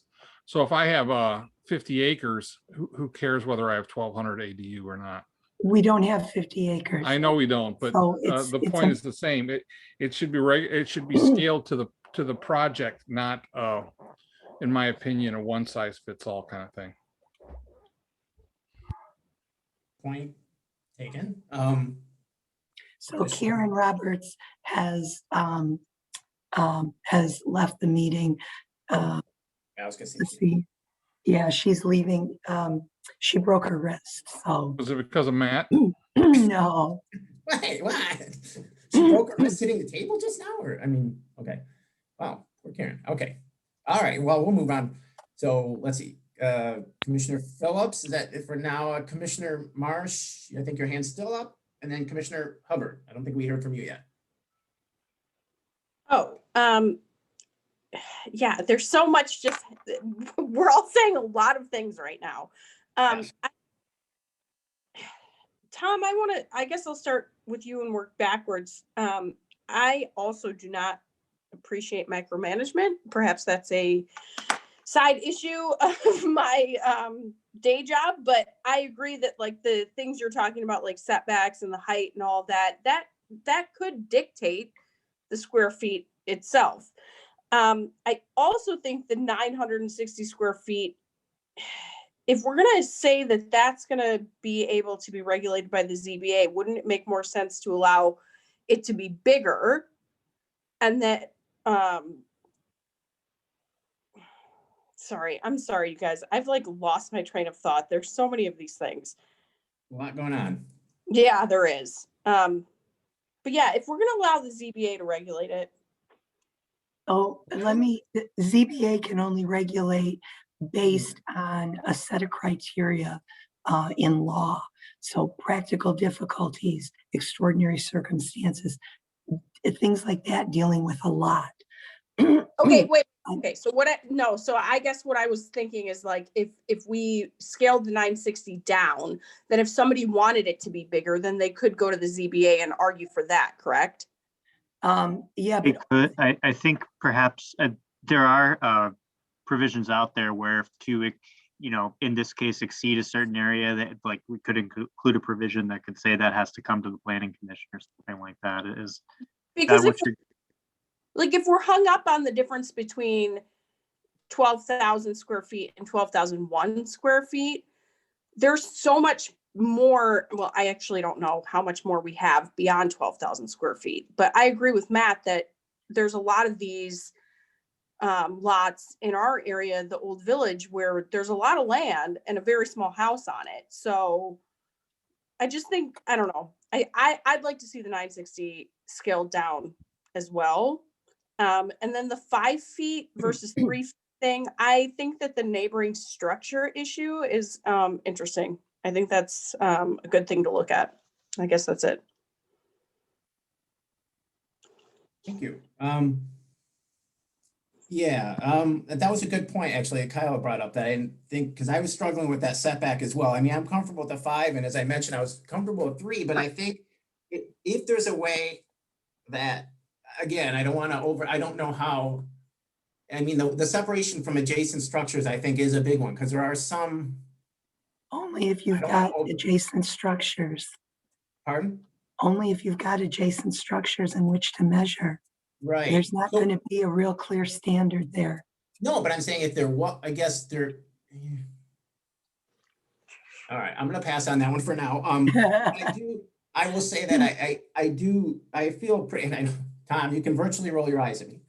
I know that I'll disagree with Tom on that. I think that I'm a huge supporter of the ADUs, but the point is they're accessory dwelling units. I mean, I think if I were to put up a 1,200 square foot ADU in my backyard, it's the size of my house. I mean, if we want to go that direction, then we'll just say multifamily in all districts. But I think setbacks in lot coverage aren't going to, in height. I mean, I could fill up my whole bed. So I really think, and again, I think the 960 might be a little too big because we're going for accessory. If you go around the existing city now and the parts where this will be applied, it's not going to be applied in Westridge or Huron Farms, at least a detached one. I think you look at the structure that are here now, they are smaller. And I mean, we want accessibility and we want affordability. That's what we're going here for. So I think, again, I mean, I'm a little, I mean, I think the 960 could be scaled down, but, and again, I'll reference you, Tom, because I can't look at you, but I'm saying like, and I know like you would roll your eyes again when I would come up, some of my concern was about the, like windows over adjacent property lines, like you have somebody looming over, but I know I could channel my inner architect there, Tom, saying we shouldn't be regulating windows on adjacent property. So, which I kind of agree, because you don't need a site plan or zoning to put in a window. So how are we going to regulate that? So I've kind of been comfortable leaving that off. How about if I just come back with a draft, it changes based on the things you've talked about, and we won't worry about a public hearing yet.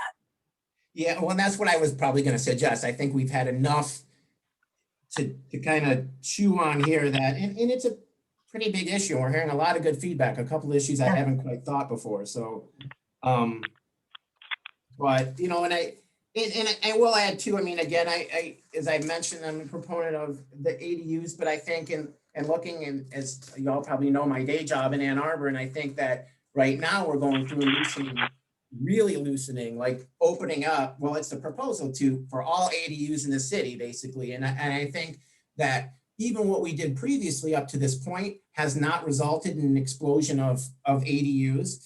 I mean, it's fairly easy to get now with some zoning approvals, but there's things about detached structures that we're getting rid of and other things. So I think some of the, and this is also meant obviously for the public, because I think in general that we seem to be supportive of a board, but that obviously Ann Arbor has different pressures than we have. And it hasn't been a problem. I mean, there was a huge pushback. I was at many very long meetings about, you know, there's obviously different, students, cramming 6 students in the ADUs, and that this hasn't been an issue. We got rid of any occupancy requirement. I think that's self-governing. So yeah, anyway, those are just kind of my thoughts in a roundabout way, but I do think we've given enough feedback to Michelle that she could chew on some revisions and get it back to us. But also I see, Commissioner Marsh just disappeared. I think he had his hand up. At least he disappeared on my screen. I put it down. Oh, okay. All right. Sorry, did I talk through your point? Oh, is it back up? No, wait, I don't know if it's me, but you're moving all around on my screen. Yeah, sorry about that. Okay. All right. Do you have a point though, or was your hand? My only, I guess, a mild point. It was an agreement. I forget who said it, but maybe if it gets bigger, that it becomes like a special use, you know, there's like an ADU up to this, and then you get bigger and it becomes a special use, which brings it back before us, you know. I mean, I know my personal opinion, I think, I mean, we could, but I don't know that that's gonna, I don't know why we would even necessarily write something like that. They can always use, again, we don't want to use it as a ZBA to legislate, but I mean, if somebody has a great idea, I don't know how they could prove a hardship though to exceed the size. No, I mean, it would be a special use, right? So it would come to Right, but us. even, that would be, I don't know. Well, thoughts, additional? And at that point with special use, don't we have to, you know, look at architectural and other stuff like Right, that? it becomes a full site plan, yeah. Yeah, that's, but Which isn't really Yeah. affordable, but you know. yeah, that throws that out, but. Okay, I'm done. Additional commissioner comment? Commissioner Hill, looks like you're ready to say, yep, I knew it. Only one thing really. There's an interesting article in today's M Live about this very topic, ADUs in Ann Arbor. Over there, am I quoted? Might pull it up and take a look at it. I saw Oh, that. okay. Yeah. So, Interesting, yeah. Send me the link, please. okay. Thank you. Mhm. So we gave lots of good feedback, I think, everybody. Any, anything else additional? Yes, I actually do have another question. I'm raising my hand this way. Yeah, that's fine, because I can see, right, that's I even don't have better. any buttons on the bottom of my screen that I can, Oh, well, I see you when you're going like that, so that's. good. okay, so that's good enough. That's perfect. Okay. Guys, everybody that's doing chat, please stop. Oh, I don't see any chat. Am I It's missing? coming directly to me. Michael, shut off the chat, please. For, See if I can do that. yeah, Okay.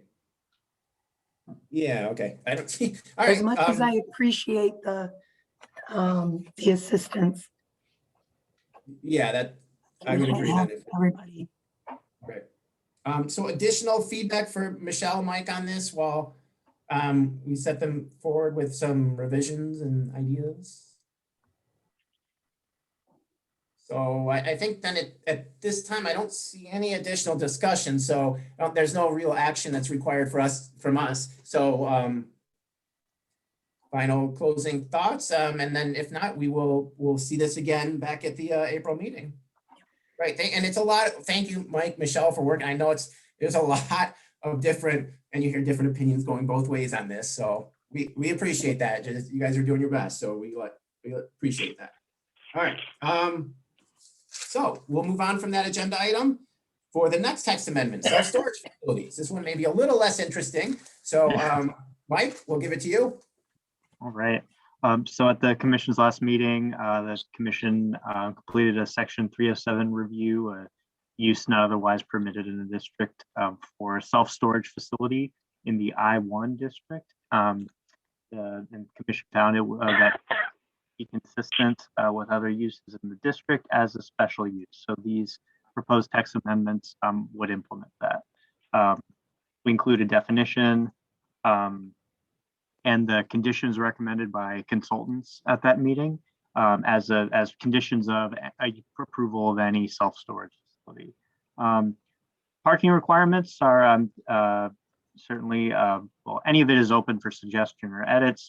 Parking requirements taken from just what other communities nearby are doing, but any changes are welcome there. And otherwise, unless the commission has any comments, we can proceed with scheduling a public hearing for the next meeting. Okay, at this time, we'll open it up for planning commissioner discussion. Okay, raise or virtually raise or signal me. Yeah, I mean, it looks consistent with the ordinance I know, so yeah. All right. All right, then, well, For next time. okay, I guess if that, then we can, if we can have wait, we need a motion for a public hearing, correct? Yes. So, not seeing, and again, obviously, if we're setting a public hearing, if somebody would like to make a motion now, we also have an additional time to comment on that at the next, during the public hearing meeting as well. So, with that, if somebody would like to make a motion to set the public hearing for April 5th, correct? Yes.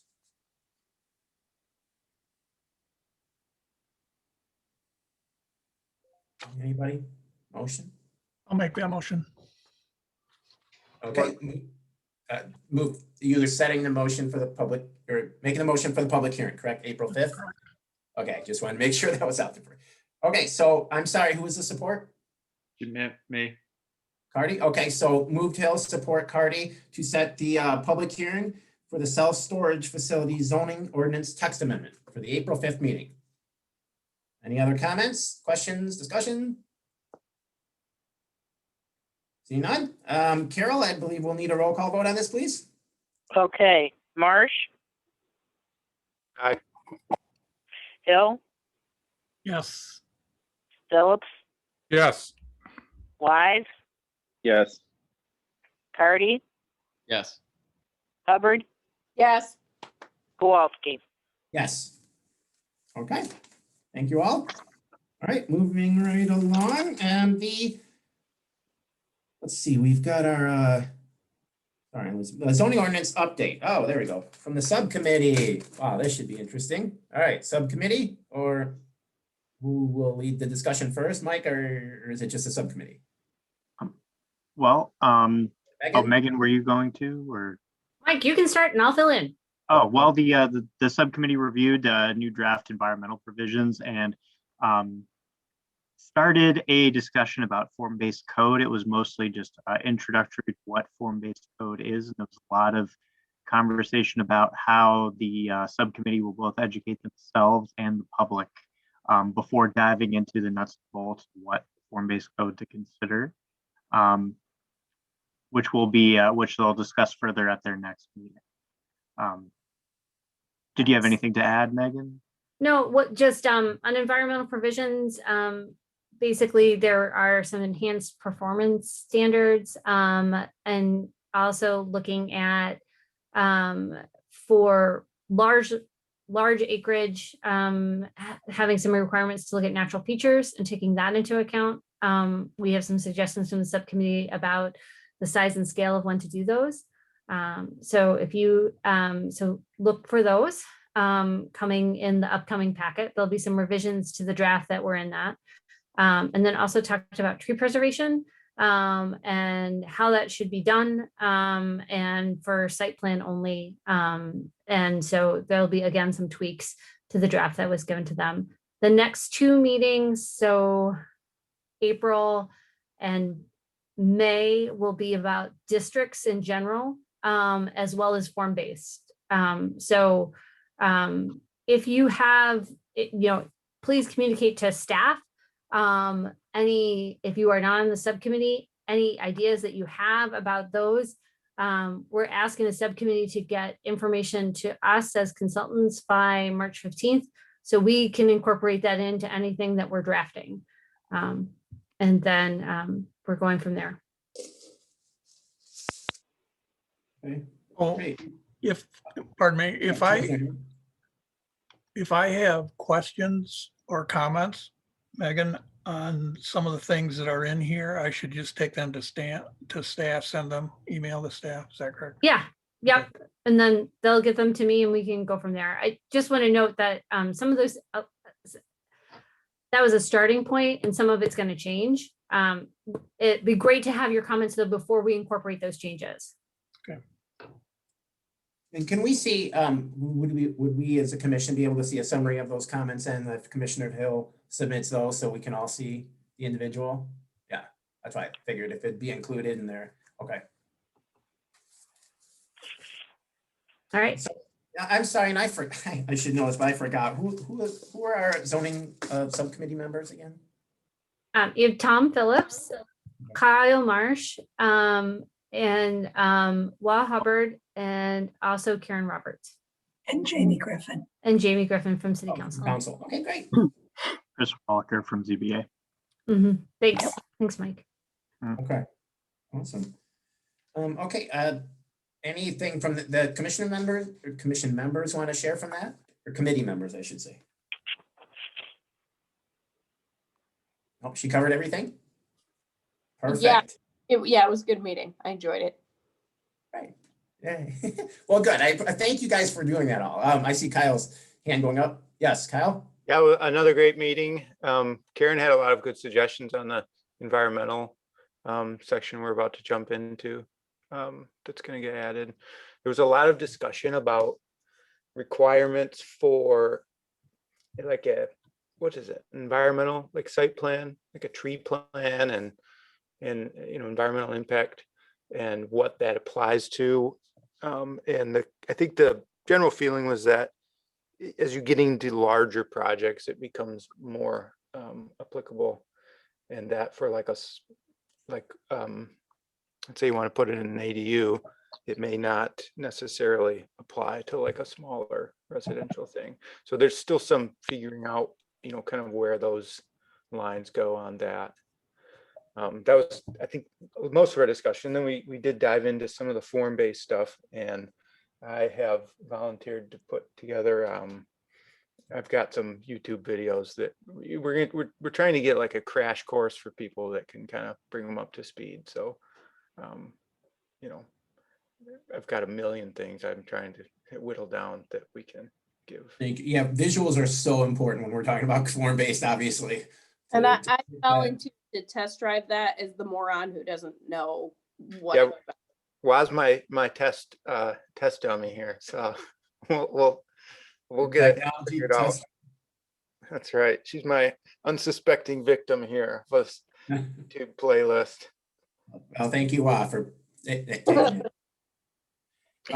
yeah, no, thank you. We appreciate all that work you guys are putting into that. Yeah, and I mean, just vision form-based, I think when we get if we're clear on the message, I think that the community can see the clear benefits of that. It's just on presentation, I think, and getting it out there straightforward and early, letting them know what we're working on. Anything else, Kyle, from the committee? That's pretty much on my end. So anything else? Wow, Tom, anybody? We good on that? Okay. All right. Well, good. Thank you, good. All right. So that kind of summarizes up that issue. PC reps. Our last item under new business is appointing a planning commission rep to the art selection committee. Don't everybody volunteer at once. It's really exciting. Hey, I love that committee. Wow. Yeah. Wow. Okay. So that's a volunteer. Well, I don't know if I can. I think, okay. That's a volunteer. Take it. Motion made. No, wait. I need to get clarification on it because I was actually already on this committee, but I don't know how it works now that I'm on council. I was on it as a part of ACH, okay, and I honestly enjoyed it. But Donna Fisher is also on it. So Michelle or Mike, can you guys, I mean, I'll do it. I'd love to do it. I just don't know if I am allowed to. Right. Yeah. We'll check it out and come back. Well, why wouldn't you be allowed to? I don't know. I honestly don't know if I got kicked off it when I got elected or if I'm still on, or if I got kicked off it when I left ACH. I just don't know how all of those mechanics work. Okay, so I guess we can have staff clarify to make sure everything, but pending that, it sounds like you may be interested in. I mean, I'll do it, but I also, if someone else wants to do it, that's fine too. Okay. Oh, I don't see everybody raise their hand. Okay. All right, we don't see a lot of other hands up for that. So, all right, we'll get back with you on that. So we okay, maybe next month, but it sounds like it's a go. One question I did have kind of off the agenda a bit though, but Michelle, did we? And I apologize because I did miss the last two meetings. Did we appoint a secretary for the planning commission? Because I know Marnie Schmidt was previously our secretary. No, we were waiting until you came back. Okay, so do we want to? I guess we should add. Yeah, so we should We'll get add that to the next meeting. Okay, so everybody start thinking. Secretary of Planning Commission. It's like it's not quite all the glory of chair or even vice chair, right, Tom? But you're the secretary, so. Just think of that. It's pretty. In the event of Tom and I get taken out, you're next in line. We'll share the glory with whoever's appointed or volunteers. Yes, and you have to be kind of in between Tom and I. The moderator. We're still deciding why Marnie quit. So whose fault is it? Maybe we should just vote Allison into the job while she's not here. That's right. She's That the would be default second. winner. Oh, I wish. You have to amend the agenda first. Yeah. I don't know if I could quite do that. I gotta work with her, so I don't know if I should do that. All right, we'll put that on the agenda for next time. Okay, so with that, seeing no other comments on that, I guess we're moving on to proposed business for Monday, April 5th, our next agenda. Well, that's one of them, Secretary, but it sounds like the more major ones, our public hearing for our capital improvements plan. The ADU we did not schedule, so we'll see that back as a discussion item. And then obviously we also did set the public hearing for the self-storage facilities text amendment for that. And I guess that's kind of it. And then obviously the secretary election, and then we'll have the appointment to the art selection committee, but we may already have that settled. So anything else am I missing from proposed next agenda, Mike or Michelle? Nope. Nope. I think that's it. All right, well, at this time, we'll have citizens wishing to address the commission. If anybody's listening online, please hit *9 to raise your hand. Speak to the commission. Another. Seeing none. I don't see any there. Okay, Mike. Well, with that comes the adjournment of the meeting. Would somebody like to make a motion to adjourn? I move to adjourn. Okay, move Cardy. Second. Wise. All right. So, well, we don't need a roll call for this one. All in favor of adjournment, say aye. Aye. Opposed? Okay, meeting is adjourned. Thank you all very much. See you, Mark. Or see Thanks, you, Bo. April. Take care. Bye, everybody. Bye. Bye-bye. Everybody.